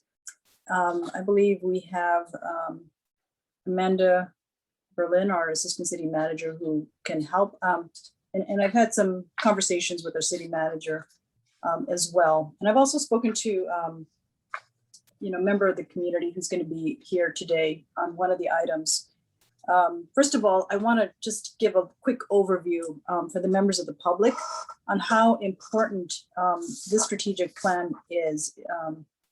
It is, developed over a few days that all the council members spend time together reviewing, our budget, what we've done in the past, our challenges in the past, which caused us to postpone some items from last year due to COVID and our fiscal constraints, and carrying over some items that we couldn't fulfill because we wanted to be prudent and make sure that we didn't overspend.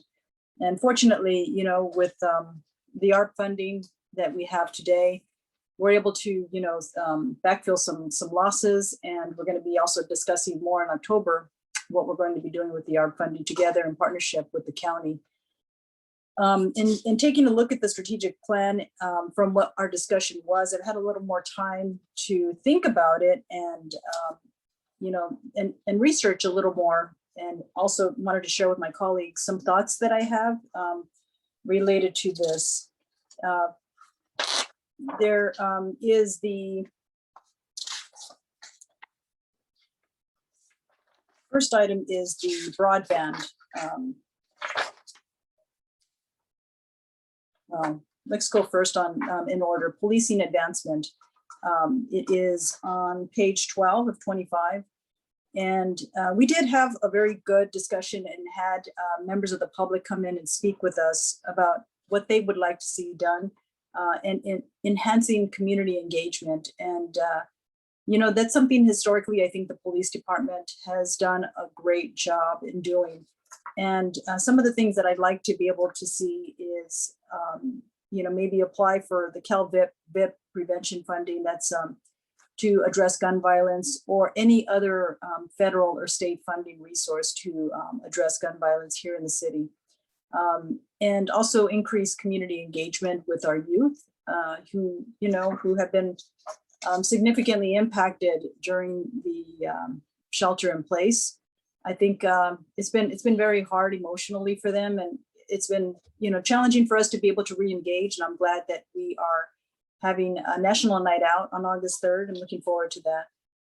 But also trying to find ways to to engage with our youth. And I think that the police department has a plan to do that. But I'm, wanting to see what we can do to pursue a little more.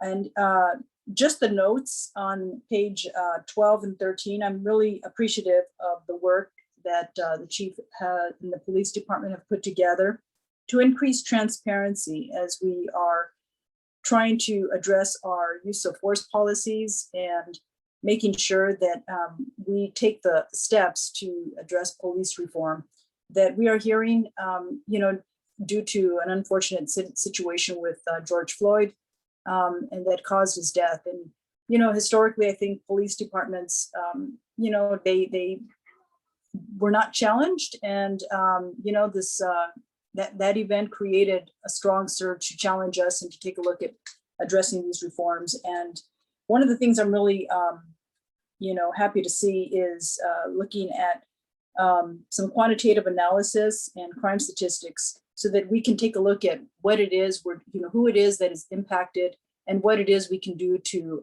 address criminal activity, but also in taking a look at comprehensive analysis to inform strengths and gaps in services and staffing technology and other aspects to support the police department, while also challenging appropriateness of traditional sworn officer response to multiple categories of community calls. In my ride along, I saw the shortage of, for police officers. And I also saw the interaction among our police officers with people of color, and making sure that we have, representation among members of our community, that, if something is going on, that our police force is able to engage in them in, in a way that can address the situation, but also reduce crime. And so that's something I think we can, work on with some of the research and the art that through this RFP that is going to happen. So I'm really looking forward to continuing to establish that support for our police department. And I just wanted to make sure Chief Strange was aware of that, and partnering with him, reaching out to community members, establishing what, Councilmember Orozco and I, in signing, co-signing an article to enhance more outreach to our youth through the ARP funding, and working with Chief Strange to see how we can, address, providing support for our at-risk youth.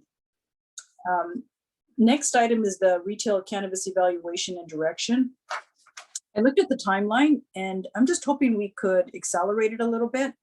And I just wanted to, just provide some ideas that I was exploring for retail cannabis.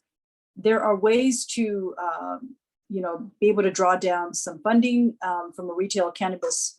And one is like the minimum guarantee payment clause that says that they have to pay into a city a certain threshold of tax per month.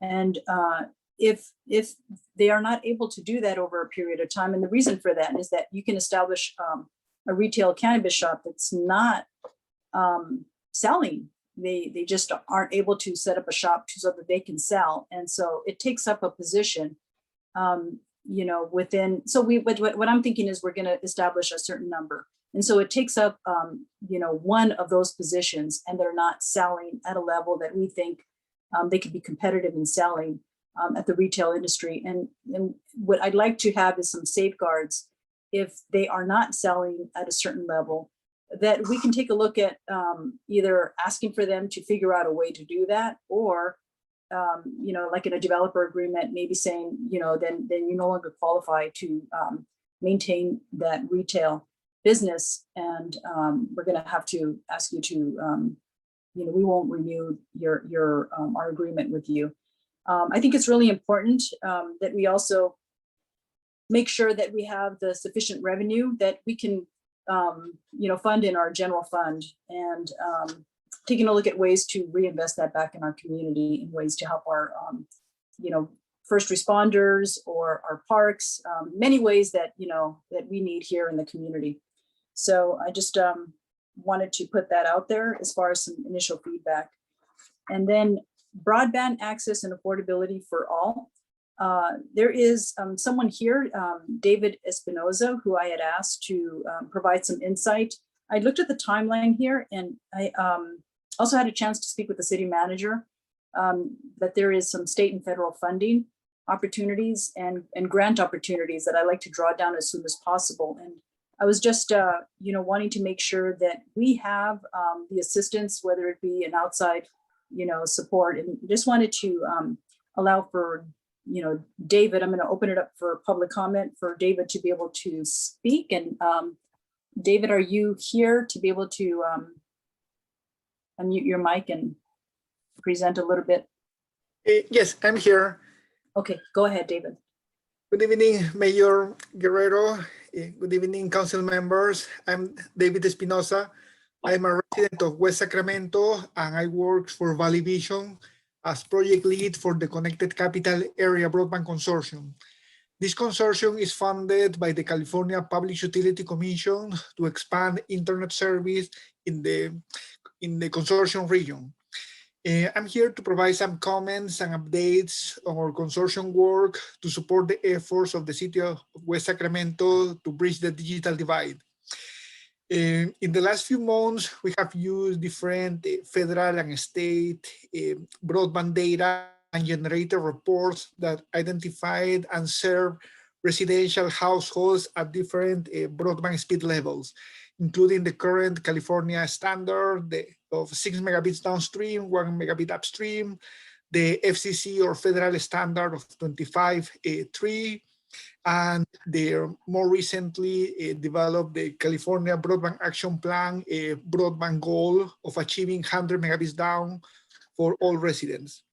We have also used similar data to identify and serve business areas for broadband service, and also use data to identify at the census tract level levels of broadband adoption and subscribership, and also the different broadband standards. This data we have been providing and assisting our four counties in our consortium region and jurisdictions within the counties. We support the counties of Sacramento, Sutter, Yolo, and Yuba, and the jurisdictions within these counties. We want to provide this, we can provide all this data and reports and resources to help the city of West Sacramento to accelerate their digital divide efforts. These data, resources, and information can help to clearly identify what are the gaps for access and adoption, and can help the city to get some projects ready for potential federal or state funding opportunities that might be coming within the next few months.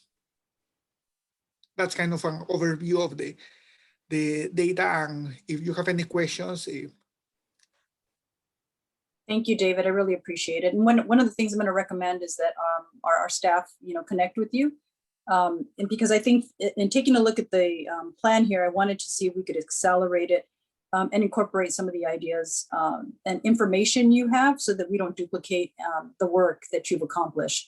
And I think we can incorporate some of the work that you've done into some of what I think our staff is thinking in preparing for our needs assessment. And also, I know you've been a part of coalitions, so you can also give us, some guidance on the funding and take a, just help us, as far as, be competitive. I think I just want to make sure that West Sacramento is competitive to draw down any funding so that we can get, an accelerated plan to move forward in bridging the digital divide. And the other things I was interested in doing was digital, is establishing stronger digital literacy here in our city. And I think, Valley Vision has accomplished that in Sacramento. So I just wanted to see if we can, connect you with our staff to do that as well. And I know we've had a discussion, so just continue to work with our staff is something I would really appreciate, if you don't mind. And thank you. And I think there's, since we are in public comment, I think there was another request to speak, and that is Melissa Sanchez. Hi, yes. Good evening, Madam Mayor, City Council members and staff. I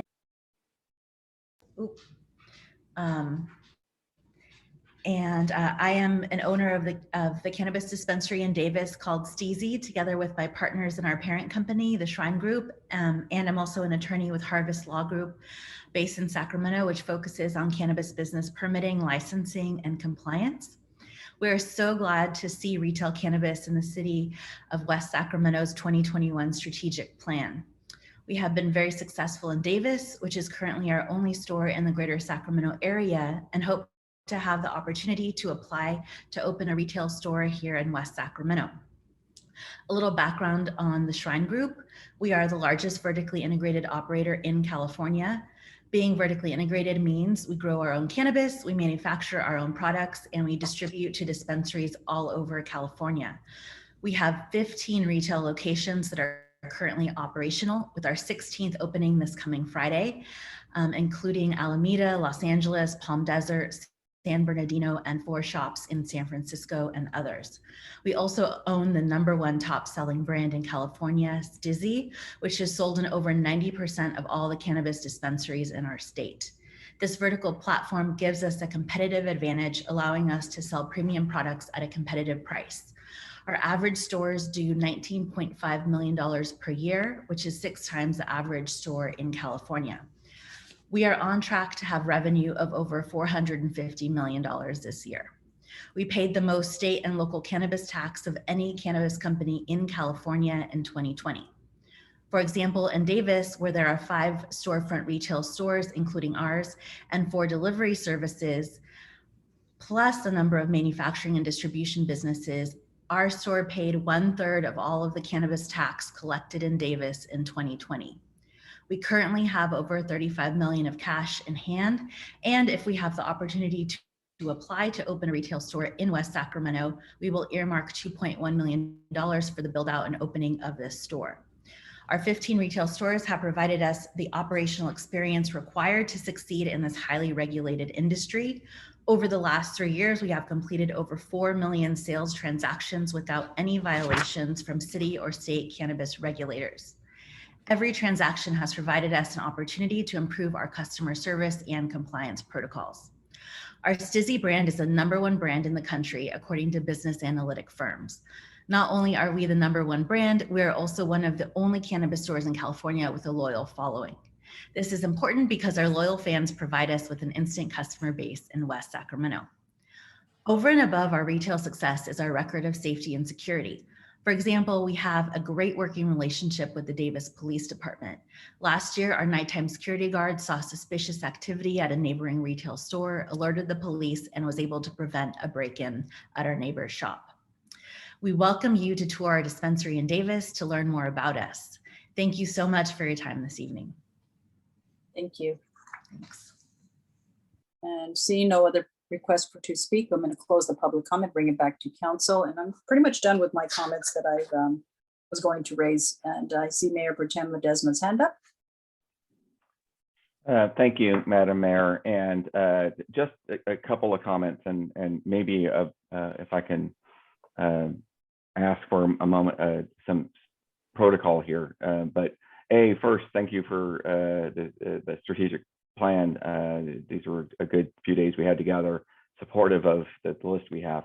But I'm also guarded at the moment about discussing individual items that are part of the plan, as we're not taking any action or workshopping any of these individual items that are in here. And I'm just want to guard the council from debating any one of these individual issues. And maybe our city attorney, Jeff, can say I'm wrong or provide some guardrails here. I'm just getting a little concerned as we get into the substance of some of these priorities, which is all we're approving tonight, is the agreement on our priorities. Right. Well, what's before you, if you look at your recommended action, is review, provide staff direction to amend, and then ratify the plan. So to the extent the discussion has to do with any one of those actions, providing direction or amending, that is within the scope of tonight's item. I leave it up to the council whether you want to go line by line through it now, whether you want to make suggestions to staff, but perhaps some things might be brought back at some point for further discussion. But it's really the council's call on that. Mayor, could I just add to that, please? Oh, sure, go ahead. I just want to give a little background context, especially for members of the public that may be not as familiar with the strategic plan and the process. So what you have before you tonight is essentially ratification of the list of items that become the poster that people are familiar seeing in the council chambers and in City Hall. And those are the high level statements of the council's priorities that were agreed upon during your annual retreat. So that's the council's strategic plan. That's how we describe it. This is the list of items that the council has agreed to take on. And for the policy agenda, they're the items that staff is saying we're going to need the council to give us more direction in order to move forward.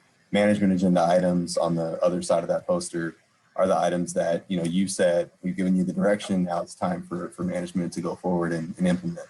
So what we started doing several years ago, because this used to literally just be the poster, we started doing a more developed action agenda, and that's the document you see behind the plan, and that's staff's work since the retreat to sort of build out the milestones and the summaries of the items that you approved as your work plan based on some discussion during the retreat. So what we do tonight, we bring this forward as a check-in. If there's things that stand out that don't look exactly right, that's the kind of feedback we're looking to get. But this should also give the public a good idea of what some of these items mean and what we plan to do on each one. So if there's general types of feedback, as Jeff said, we're happy to take that tonight and make any amendments. But I also emphasize that this is, I would consider this is a living document.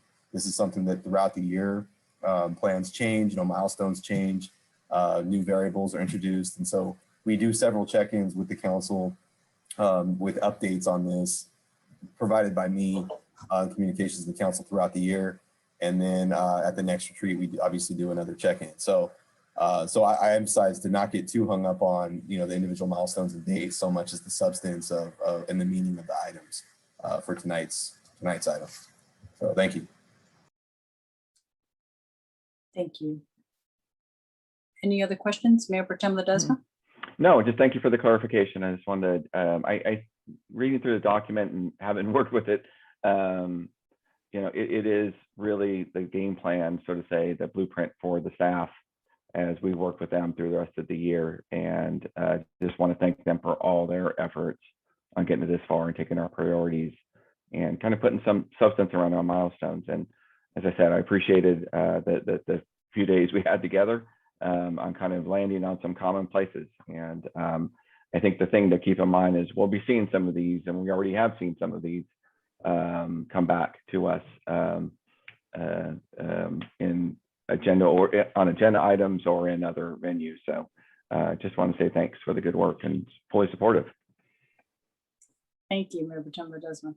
And I just want to say thank you to all the staff. When we convene in these retreats, there is months of work that the staff put together, behind the scenes, just I'm sure a lot of paper, a lot of time, a lot of staff time that goes into preparing what's before us. And we were able to meet in a shorter period of time because of the significant amount of consensus. I just want to say that out loud again, significant amount of consensus that we achieved so quickly. And it was very helpful to work with my colleagues in this process. And it also is thanks to the preparation from the staff to make it the smoothest strategic planning retreat that we have had, especially during COVID. I think we had one face-to-face meeting, and they handled it delicately, making sure we all felt safe. A lot of fresh air coming in that room, and so just found a place where we can meet comfortably and safely. and just appreciate my colleagues' energy and time that they've dedicated. I know it's a lot of work to be able to, it's a day off you're taking from your jobs, from your very, very busy jobs, to be able to go through and pour through these papers. And looking forward to working with staff as we move forward in making this come to a reality here in our city. It's exciting stuff. So I'm really happy to see all this happen. And I think this is the last item that we've pulled from our consent. So I'm willing to, unless there are any of the comments or questions, accept a motion to accept our consent agenda. Madam Mayor, I'll move the recommended action on the consent. Second. All right, Mayor Pro Tem Ledesma moved, Councilmember Orozco seconds. Madam Clerk, please call the roll. Yes, Councilmember Alcala, Aye. Mayor Pro Tem Ledesma, Aye. Councilmember Orozco, Aye. and Mayor Guerrero.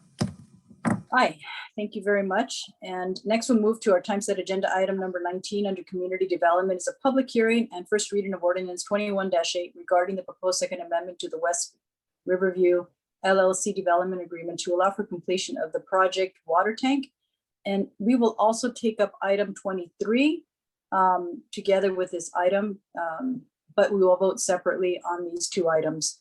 And item 23 is community development consideration of the agreement providing water service for the Rivers 218 lower levee lots between the city of West Sacramento and West Sac Rivers LLC. And I see several names on this. I'm not sure if it's Senior Planner Kathy Allen who will be presenting, or John Robinson. Mayor Guerrero, if I could, I know, yes, Councilmember Alcala, please. I was going to say, I have to recuse myself. You have to recuse yourself. Okay, it's yes. Just wanted to remind you that. Yeah. And I believe on the presentation would be Kathy. All right, great. Yeah, I'm presenting on 19, so.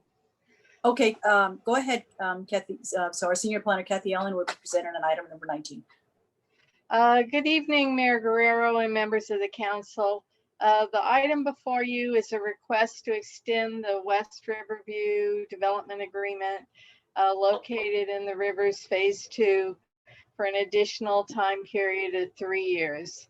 This DA was originally approved in 2006 and included a 5-acre site, 63-acre site, for which a vesting tentative subdivision map has been approved, and also included a 2-acre park, 4 lots for high density residential development, and a 12.3-acre lot for a future school. The DA was amended in 2014, and it was amended to extend the term of the DA until June 14th of this year. This was due to the Great Recession and the slow housing market recovery.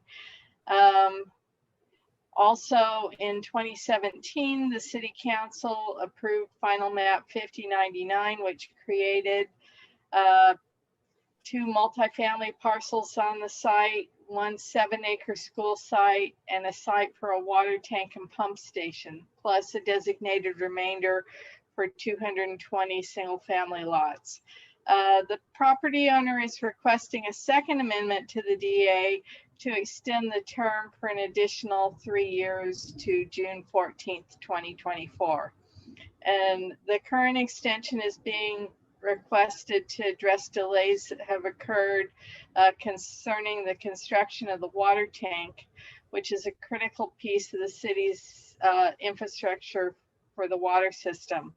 And the delays which have occurred are due mainly to change in scope for the water tank project, and also due to supply chain issues due to the COVID-19 pandemic. The construction of the water tank needs to be completed prior to occupancy of any of the approved residential units, and the approval of this extension would give the developer adequate time to complete the water tank and the pump station. The Planning Commission took this item up on June 17th and voted unanimously to recommend that the council approve the adopting ordinance. This concludes my presentation. I'm happy to answer any questions should the council have any. Thank you, Ms. Ellen. I'm gonna see if there's any questions among the council members for this item. Nope, okay. Open it up for public comment. Are there any requests to speak from members of the public? Seeing none. I'm sorry, Madam Clerk? No public comment. No, okay. We'll close the public comment and bring it back to council. If there are no other questions, we'll go on to item number 23.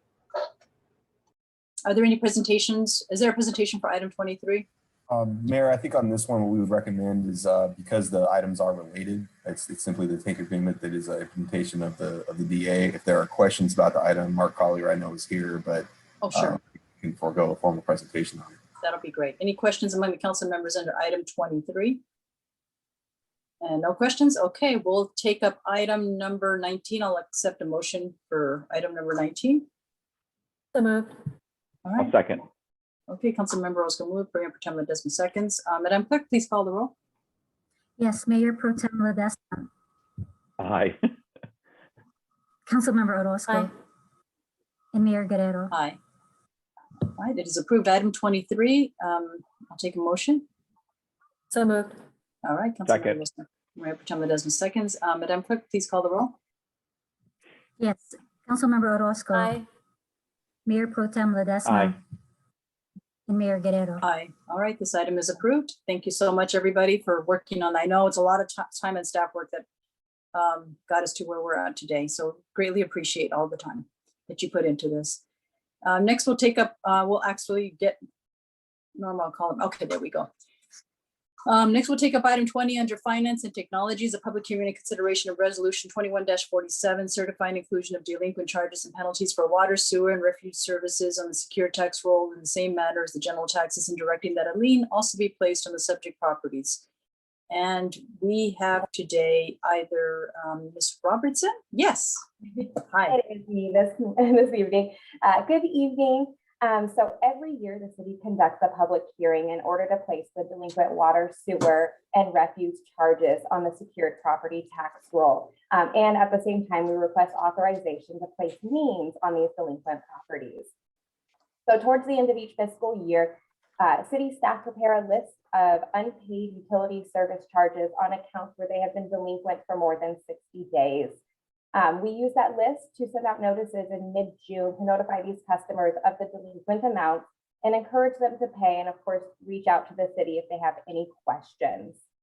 As of yesterday morning, the delinquent amount for the utility service charges has reduced to $788,391. And so there were still the payments received yesterday as well as today that is not included in that number. That is less than what we've seen in previous years. And I think a big reason for that is the waiving of the delinquent fees and penalties starting back to April of 2020 with the emergency proclamation. The city staff will continue to accept payments all the way through July 30th to allow staff to have a few days to process all of the final payments and pull together the list in order to be submitted to the county to be added to the 21-22 tax roll no later than August 10th. So at this time, I would love to answer any questions that the council may have and also ask for council to open the public hearing. Thank you. Are there any questions among the council members? All right, open it up for public comment. Any request to speak? There are no speakers. Okay, thank you. We'll close it up and bring it back to council. I do have a question. Becky, I was trying to understand your comment where you said there was something in reference, and I'm not sure if it's in reference to the range of high of 106,000, and you said it might be related to when we called for an emergency declaration at that time. Is that what you said? I can't. No, so the total amounts for this year is actually less than what we've historically seen in prior years. And a portion of that is because the fees that we see that are delinquent are not inclusive of any late fees or penalties because those have been waived as part of the emergency proclamation. Emergency proclamation. Oh, I see. Yeah, for I the- see. I for recall the that. pandemic. Yeah, okay, good. Okay, I get it. Thank you. You're welcome. Sometimes I tune out for a second and I miss a whole sentence. It's critical. Okay. So I appreciate that. Okay, then that's fine. With that, no comments or questions, I'll accept a motion to approve. I'll move the recommended action. Second. Second. All right, Mayor Pro Tem Ledesma moved and Councilmember Orozco seconds. Madam Clerk, please call the roll. Yes, Councilmember Orozco. Councilmember Alcala. Mayor Pro Tem Ledesma. And Mayor Aye, Guerrero. thank you. This motion is approved. And thank you, Ms. Robertson, for your work on this. And next is item 21 under fires, a public hearing and consideration of resolution 21-26 certifying the list of weed abatement charges, directing that a lien be placed on subject properties and requesting inclusion of these charges on the secure tax roll in order that they may be collected in the same manner as general taxes. Is our fire marshal Brian Johnson is going to be presenting on this? Yes, ma'am. I'm here. All right. And good You are evening, up. Madam Mayor Good evening. and members of the council. In May of 2021, City Council adopted Resolution 2025, which began the fire department's speed abatement process. I'm here tonight to close that process. All properties requiring abatement have been abated and a list of charges has been created. It is respectfully recommended City Council open a public hearing to hear questions on those charges, as well as adopt Resolution 2126, certifying those charges and placing them on the Yolo County property tax roll. And as Ms. Robertson stated in her presentation, we will accept payments from the public up to July 30th so that they will not be placed on that tax roll.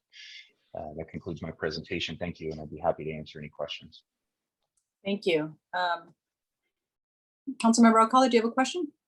No, I don't. Councilmember Orozco, do you have a question? I don't. Okay, I do have a question. Brian, is the one on Sacramento Avenue, is that the one right across from Artiaga's by any chance? Let me take a look. I can't guarantee I can tell you off the top of my head, Madam Mayor. I should have checked the address, just like, because I got a couple of complaints about that property. Like it's Okay. really overgrown, and I heard that there's been a couple of fires in that area. That the fences are all knocked down and.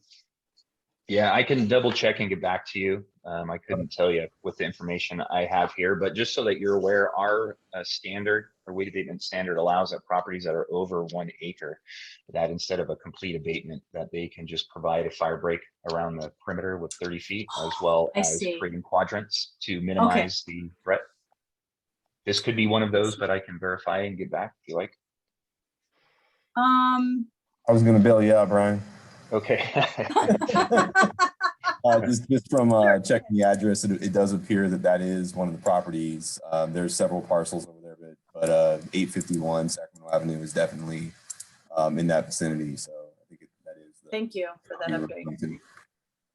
Yes, thank you. Thank you, appreciate it. Brian, I'm so sorry I do that to you. No worries, no worries. Keeps me on my toes. All right, no problem. All right, I think, did we open it up for public comment? Yeah, I'll open it up for public comment in case I didn't. And are there any requests to speak? There are no speakers, Madam Mayor. Okay, close it up, bring it back to council. If there's no questions or comments, I'll accept a motion to approve. So moved. All right, we got two. Second. Well, Councilmember, we'll give you a shot. I'll second. Okay. I totally missed who's second. Councilmember Roscoe? We're both first and we're both second. Just take one. Okay. All right, we'll let Madam Clerk decide as she takes the roll. I will call on Councilmember Alcala. Aye. Mayor Pro Tem Ledesma. Aye. Councilmember Orozco. Councilmember Orozco. Oh, you're- aye. And Mayor Guerrero. Aye, thank you so much. Thank you, Brian, for keeping everything safe out there. Really appreciate it. Thank you. All right, next is item 22 under Economic Development and Housing, public hearing and adoption of resolution 21-34, adopting the 2021 housing element. And here today with us is Mr. Ortega. And I'm not sure if Ms. Allen will be joining us or Ms. Jacobson, but we have Mr. Ortega who opened up his camera, so please present. Yes, good evening, Mayor and council members. I do have a brief presentation prepared for the item.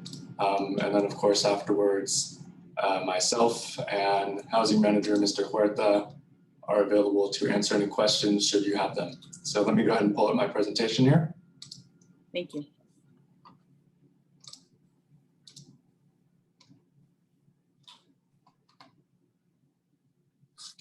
Okay, so I'll start with a review of the project timeline.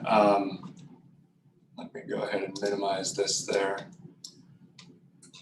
So this is a timeline of events that occurred with the project since the City Council last reviewed and approved the draft housing element for first submittal to HCD back in January of this year.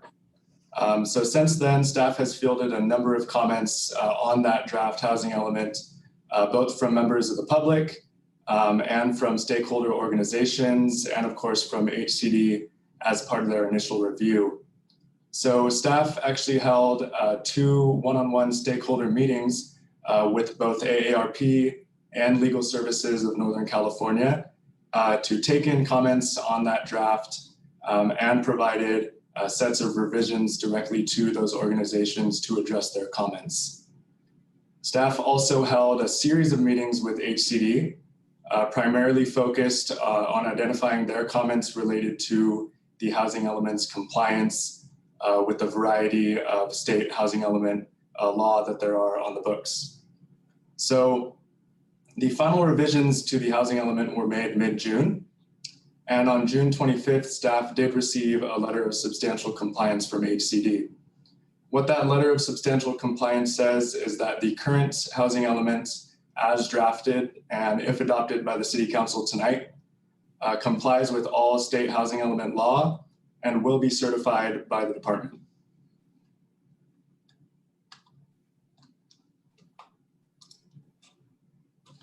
Next, I'd like to address public comment letter dated May 14th. This is specifically regarding the vacant sites inventory and the housing element designated for lower income housing. So with our vacant sites inventory for lower income housing, we have to identify sites consistent with our RENA number, which is 3,665 new lower income housing units. And the sites that we have identified in the current housing element have a maximum capacity of 5,186 new units, meaning that if all of our vacant sites identified in the inventory were to develop at maximum densities, they would produce 5,186 new lower income units. Of course, we have to assume that some of those sites will not develop at maximum densities, and some may develop at 50 or 70% capacity for the site. So we end up with the site's realistic capacity of 3,693 new lower income units. So when we're developing the vacant sites inventory specifically for lower income housing, we have to stay in line with published HCD guidance for identifying those lower income sites. One of the criteria for identifying vacant sites in your inventory is that sites must be greater than ½ acre and less than 10 acres in size. They also must have zoning consistent with high density housing, which would be 30 units to the acre or more. We also have to consider the proximity of these vacant sites to transit, jobs, public services, healthcare facilities, etc. And we also have to consider the competitiveness of these vacant sites that we're identifying for TCAC funding, which is a critical funding mechanism in the development of affordable housing in California. And TCAC scores projects on a locational scoring basis, which means that the closer your project is to existing amenities and services, the higher that project is going to score in the TCAC rubric.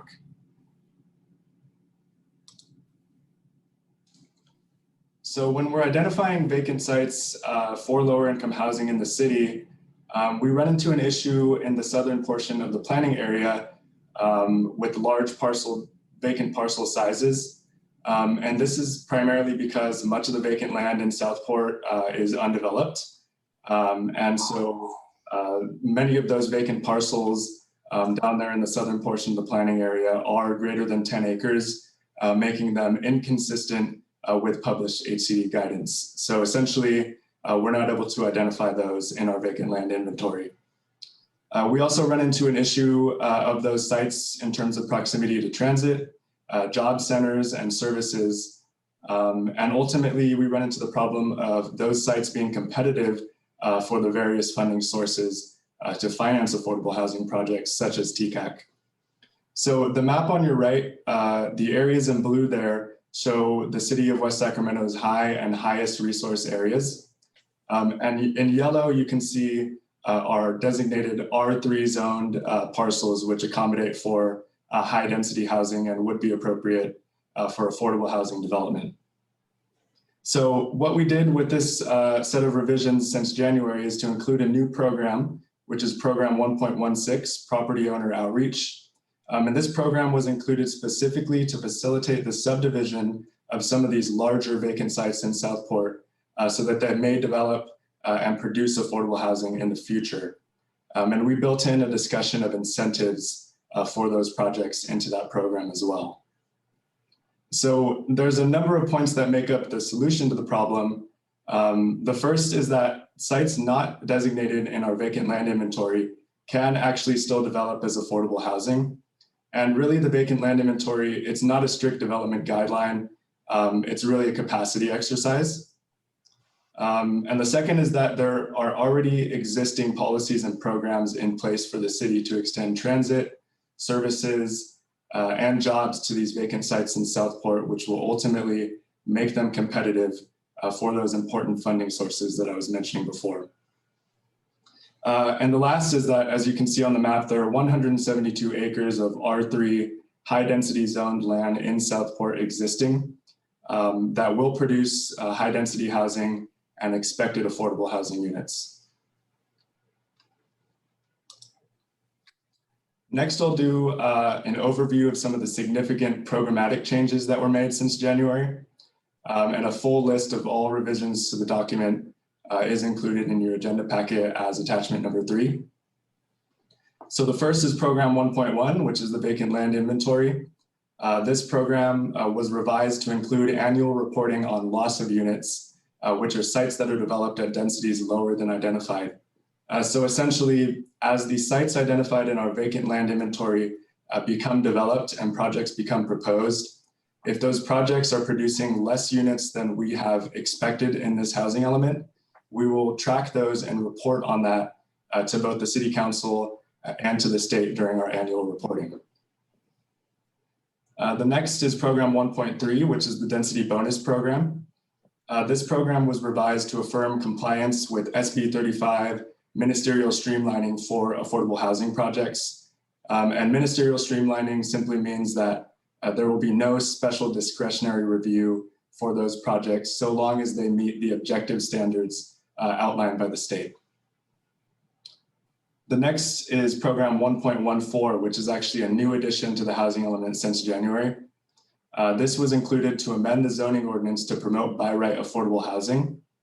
And this was really to address state law requirements to allow by right approval of projects on carryover sites from previous housing elements that are designated for low income housing, so long as those projects propose 20% deed restricted affordable units. And by right, again, means no discretionary review or approval. Next is program 1.15, which is also a new addition. This is the program to update impact fees. And this was included to address constraints posed by development impact fees on the production of housing in the city, specifically in some of those high cost urban infill areas.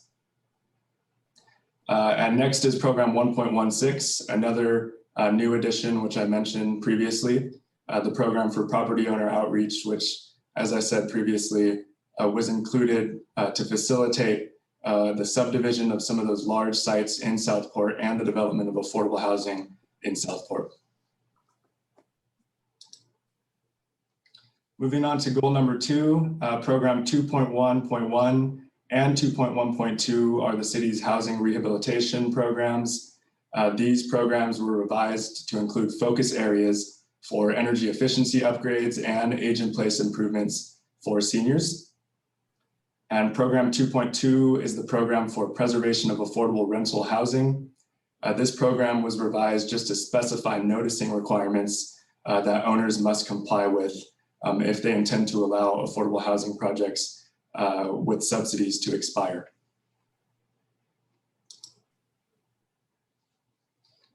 And finally, under goal number 6, program 6.6 was revised. This is the special housing needs program.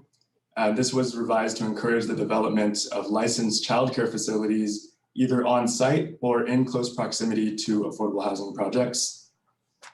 And lastly, program 6.6.1 is a new addition to the housing element. This is a program for senior housing specifically included to facilitate and seek out funding for the development of an affordable senior housing project in proximity to commercial and civic services. That concludes my presentation. Just want to remind the council of the recommended action, which is to conduct the public hearing and to approve resolution 21-34. Thank you for your consideration. Thank you, Mr. Ortega. Bringing it back to council. Any questions among council members? No? Okay. Mayor Pro Tem Ledesma, go ahead. Excuse me. I'm sorry. Just got something in my throat. If there's public comment, I'll make a couple of comments after that, since this is, I believe, a public hearing. That's okay, sure. Madam Mayor? Yep. Oh, sure. So I'll open up the public comment then at this point and ask if there's any public comment, Madam Clerk. There are no speakers. Okay, we'll close the public comment, bring it back to council. Mayor Pro Tem Ledesma. Thank you. Just Elijah, thank you for the overview on the housing element, and just kind of, I appreciated the sort of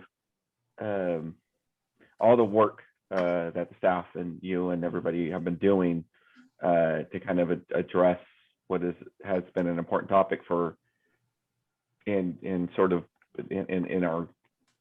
general for local municipalities, the state, everybody, is to address a critical housing shortage and crisis in California. And I think the part that I'm taking away from the housing element, the work you did, and I'm super supportive of where we are, is you put together sort of that first slide on sort of what our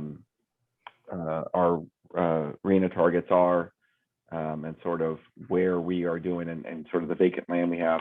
But not only that, but the programs you're building behind them and how we're monitoring them.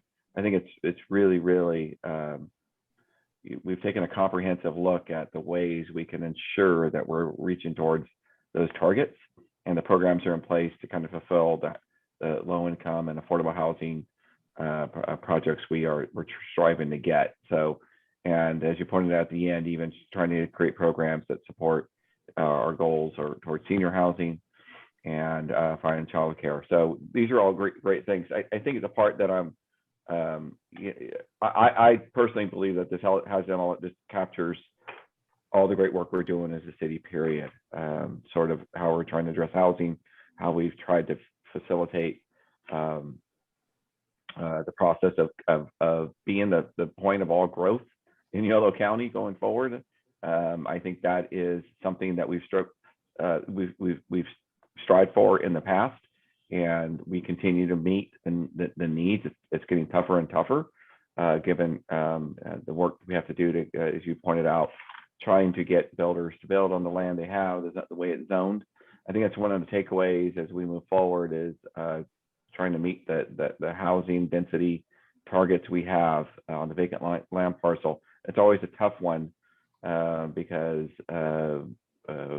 planning commissions and others are important so that they understand the goals we have. So I believe this has gone through planning commission, correct, or with the new commissioners on board, so they understand the goals we have, and lowering any density amounts of projects going forward is sort of we have to share in that endeavor, and sort of how we manage kind of to reach these housing goals is by everybody, all of us in city government, or our commissioners and everybody understanding that the dynamics trying to strive for, because the minute we start backing away from those, we start to put those targets into jeopardy. So anyway, I just want to congratulate you and the team and thank you for all your hard work on this. And really was, it's supportive of the effort. Thank you. Councilmember Alcala. Mayor, just a quick comment. Thank you, Elijah. I just had a quick comment. I'm sort of curious. Who determines what infill housing? I know it's a little off, but since we're on the subject of housing, who determines what infill housing is in our area? That's a great question. I mean, typically, you know, we define that as essentially housing that's built, you know, on vacant lots within existing neighborhoods, is typically, you know, the definition of infill housing, right? So we're basically we're filling in the gaps in our existing neighborhoods, and that's typically, you know, the definition of infill housing. Raul, perhaps you can help me out there as well. Yeah, thank you, Elijah. Yeah, I mean, that's correct. I mean, typically you're looking at redevelopment sites that have been previously developed and are now vacant, that are trying to spur development again. You know, the Bridge District you would classify as infill housing or infill development because that was previously an area that used to have a very different use. A lot of the areas in the Washington neighborhood are infill sites because, again, that's an established neighborhood. Southport, because it's a new development area, would not be considered an infill site. That would be new development. The reason I was asking, Raul, I remember, and I was the only council member that voted against this. It was that 7-story structure that was going out, and they were asking for certain allowances, financial allowances that would normally only be given to affordable housing, but they were building on an infill site. So I was just curious, and someone said, well, you know, the city determines what the infill or who can be on the infill sites. I just need a little clarification because I didn't quite understand how luxury apartments could go into infill and then get that kickback that's only afforded to affordable. Correct. So I think you're talking about our inclusionary housing program and specifically the Housing Trust Fund program. So we have identified in the Housing Trust Fund program the urban infill area. So only developments that are within that urban infill area are the ones that are eligible for that incentive. And again, it's primarily the Bridge District, the Washington neighborhood, portions of the Central Business District that are eligible for that incentive. But everywhere else in the city, they would not be eligible for that urban infill area incentive. Okay, thank you for answering my question. Certainly. All right, thank you. No other questions? I do have a few comments. First of all, thank you for all the work that you put into this and the amendments that were incorporated by the Northern California Legal organization that provided some feedback. And they always provide valuable feedback for equity issues. And, you know, I did see a number of programs here that we're not funding at this time. Great ideas. And I do want to see them implemented at some point or another. Like providing support for our manufactured homes in rehabbing and you know, providing support. They're the, you know, manufactured home projects, no, not projects, they're homes, but our sites are, you know, there are folks with limited income. You know, even during the 4th of July, somebody had a window shattered because of a firework. I don't know what to call that, but anyways, it was definitely a mortar that sounded like a bomb and broke his, you know, their window and reached out for support. And I don't, you know, I know that folks that have limited income, you know, could really use additional help. And we almost lost some people to evictions because they were not responding to the Housing and Community Development Agency, who went out and cited, you know, violations for not doing some repair work But, you know, in the future, you know, whatever we can do to work together to implement some of the recommendations, which I find are really good ones to create affordable housing. And the one big one that I see added on, affordable housing for seniors, which has been, you know, I think a major topic of interest among a lot of members of our community, members who are in our public safety, members who have worked in, or, you know, have been our first responders, and others that are residents, longstanding residents who are kind of concerned that where they're living at today is not going to be able to give them the support they need as they age, and they want to be able to age independently in place. So appreciate that addition here and taking a look at drawing down any funding that we are now seeing in both state and federal budget to implement some of the recommendations you have here. You know, Earl, I know you do such a great job. I think, you know, establishing Project Home Key was a lot of work.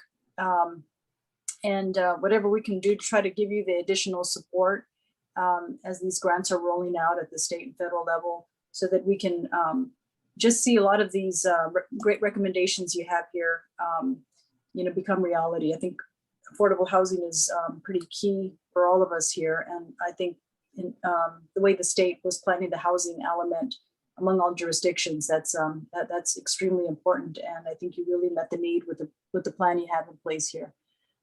So just wanted to thank you, and, you know, incorporating all the feedback from all the constituents and the community members, and continue to, you know, look forward to working with you on this. Thank you, Mayor. And if I could just make a comment, I just wanted to let you know that, yes, you know, all of the programs that we've included in this housing element are number one ones that we fully intend to move forward in this next 8-year planning period. But then, of course, number two, it was important for us during this process to set realistic goals for ourselves. And we believe that we have a housing element where we have goals that we can meet. And we will be back to the City Council every year throughout this next 8-year planning period with an annual progress update on the progress of those programs. Thank you. Thank you very much. And I encourage, you know, my colleagues to spend time learning about these programs. Councilmember Orozco and Councilmember Alcala, you feel probably like you live there.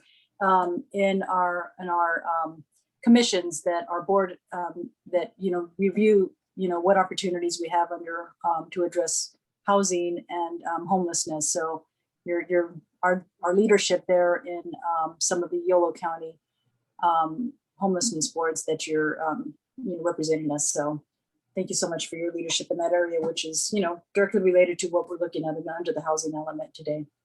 And with that, I'll accept a motion to approve the recommendation. I'll move. I'll second. I think Councilmember Second. Councilmember Alcala seconds. I'll All right, second. Madam Clerk. Yes, Mayor Pro Tem Ledesma, Aye. Councilmember Orozco, Aye. Councilmember Alcala, Aye. and Mayor Guerrero. Aye. All right. Thank you so much, everybody, for all your hard work behind this. Earl, do you have another question? Just wanted to, your hands up. Oh, you're muted. Sorry about that. I just wanted to make a quick comment. I wanted to just let the council know that Mr. Ortega has done a great job with the housing element. He has taken the lead from day one. This is quite an endeavor, as you can imagine, one of our most important planning documents in terms of affordable housing. And he has worked very closely with our consultant, AECOM, Matthew Gerken, and staff from Community Development, Mr. David Tilley, Kathy Allen in our department. I have been along for the ride as well, but I do want to make sure that the council knows that Mr. Ortega has done an excellent job and has been a great staff person to take the lead on this very important document. So just want to make sure that I mentioned that. Thank you. Thank you. Thank you, Raul. And Mr. Ortega, thank you so much. Your presentation was informative, clear, and, you know, very understandable for us lay people. And I know, you know, this accomplishment is, you know, definitely a resume builder for your future.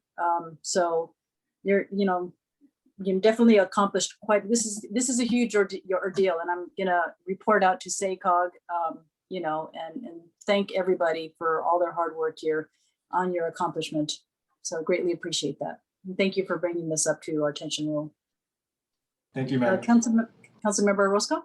Thank you. Madam Mayor, I just wanted to piggyback on that. I still remember your first presentation, Elijah, and I would say, I would like to say you've grown so much, but you were excellent at the beginning and you're still excellent. I really appreciate all of your preparation. You really are a testament to the investments we make in our younger, staff members and that are growing within the city. And you're the example of what it is that we want out of the programs we support here. So congratulations on such a fantastic endeavor. It really is a tremendous undertaking. And I know I speak for my colleagues when I say we are very proud. Thank you. Mayor Pro Tem Ledesma? No, I just say thank you again, Elijah. And I want to ask you not to listen to at least one part what the mayor said. I don't want you spiffing up your resume, please. We're investing all this time in you. Resume for a long career with the city of West Sacramento. That's right. Thank you. Yes, exactly. Thank you, everyone. Very proud to be part of the city. Thank you so much.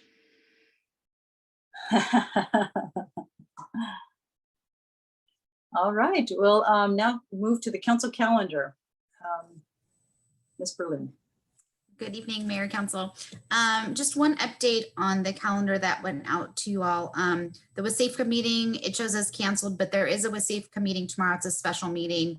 The open session is at 11 and the closed session is at 10:30. So just a reminder on that one. And that's Thank it. you. City manager report? Really quick tonight. And again, I just want to say thank you to Raul. He did, I think, the last 2 or 3 housing on the cycles. So Elijah has a great mentor there. Anyways, I just wanted to give a quick update. You met tonight our new capital projects director, Ariana. At the next meeting on August 4th, you'll have a chance to meet our new community development director, Andrea Aus. And I've previously, given the council an update on that before the public. She'll be joining us coming from the city of Concord, where she had last been the community and economic development director there. So very excited to have her starting with the city too, having a full exec team to work with and move the city forward. So you'll get a chance to meet her at the next meeting. And speaking of that next meeting, the plan as of today is that we'll be shifting to a hybrid model for the August 4th meeting. And it will include the council being in person with staff, and a limited number of the public that are sort of the proponents of certain items. Like you've seen, if we're giving a proclamation or if there's an applicant for a certain project that is giving a presentation.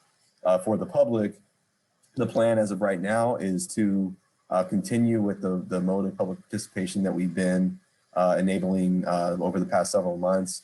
I'm not 100% sure yet if it's going to be over the Zoom format or some adaptation of that. But people will still have the option to call in and make comment. We'll continue to accept written comments.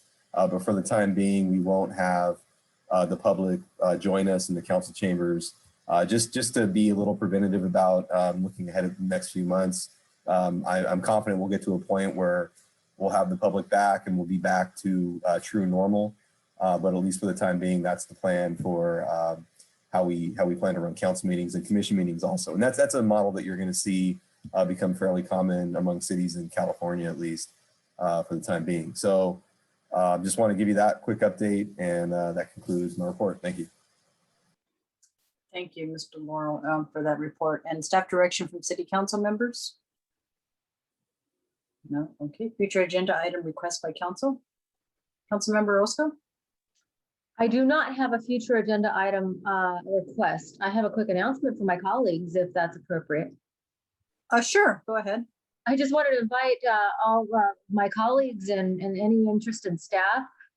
This Sunday, we're going to do a school supply donation drive over at the Jefferson, in front of the Jefferson Bar and Grill, which is at 1522 Jefferson Boulevard. This is an annual effort I help put on, and all of the donations will go to local kids, some of whom will be residents of our West Sac motels along West Capitol Avenue, and most of the donations will go to the Yolo County Children's Alliance, as well as the Callings Teen Center to support kids getting back to school if they choose to get back into school, but hybrid model either way. So please, colleagues, staff, anyone wants to come out, no donation is too small.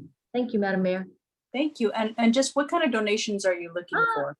Thank you. Anything, we have every year, the teachers will send home a list that could range from crayons to paper, rulers, and, glue sticks for the younger kids, but even the older kids, it's not as sexy to, crayons are fun to buy, but you don't often get, protractors or, scientific calculators. And those are big ticket items that I know that even parents that have two, working families, or parents have trouble buying, especially if there's multiple kids. So like I said, any donation will work, and it'll all get donated directly to kids in West Sacramento. So thank you for asking for that. Thank you, Councilmember Roscoe. I'll see you there. All right. I'll accept the motion to adjourn. So moved. Mayor, Oh, go ahead, I'm so Councilmember so Alcala. sorry. That's I just okay. wanted to adjourn in memory of Helen Courtmaker. Helen was 90 years old. She passed away on July 7th. And she was always very proud of her Italian heritage. Her children, Kelly, Cindy, Ted, her daughter, Christy, who passed before she did, and her husband, Chris, have all been members of West Sacramento for many years.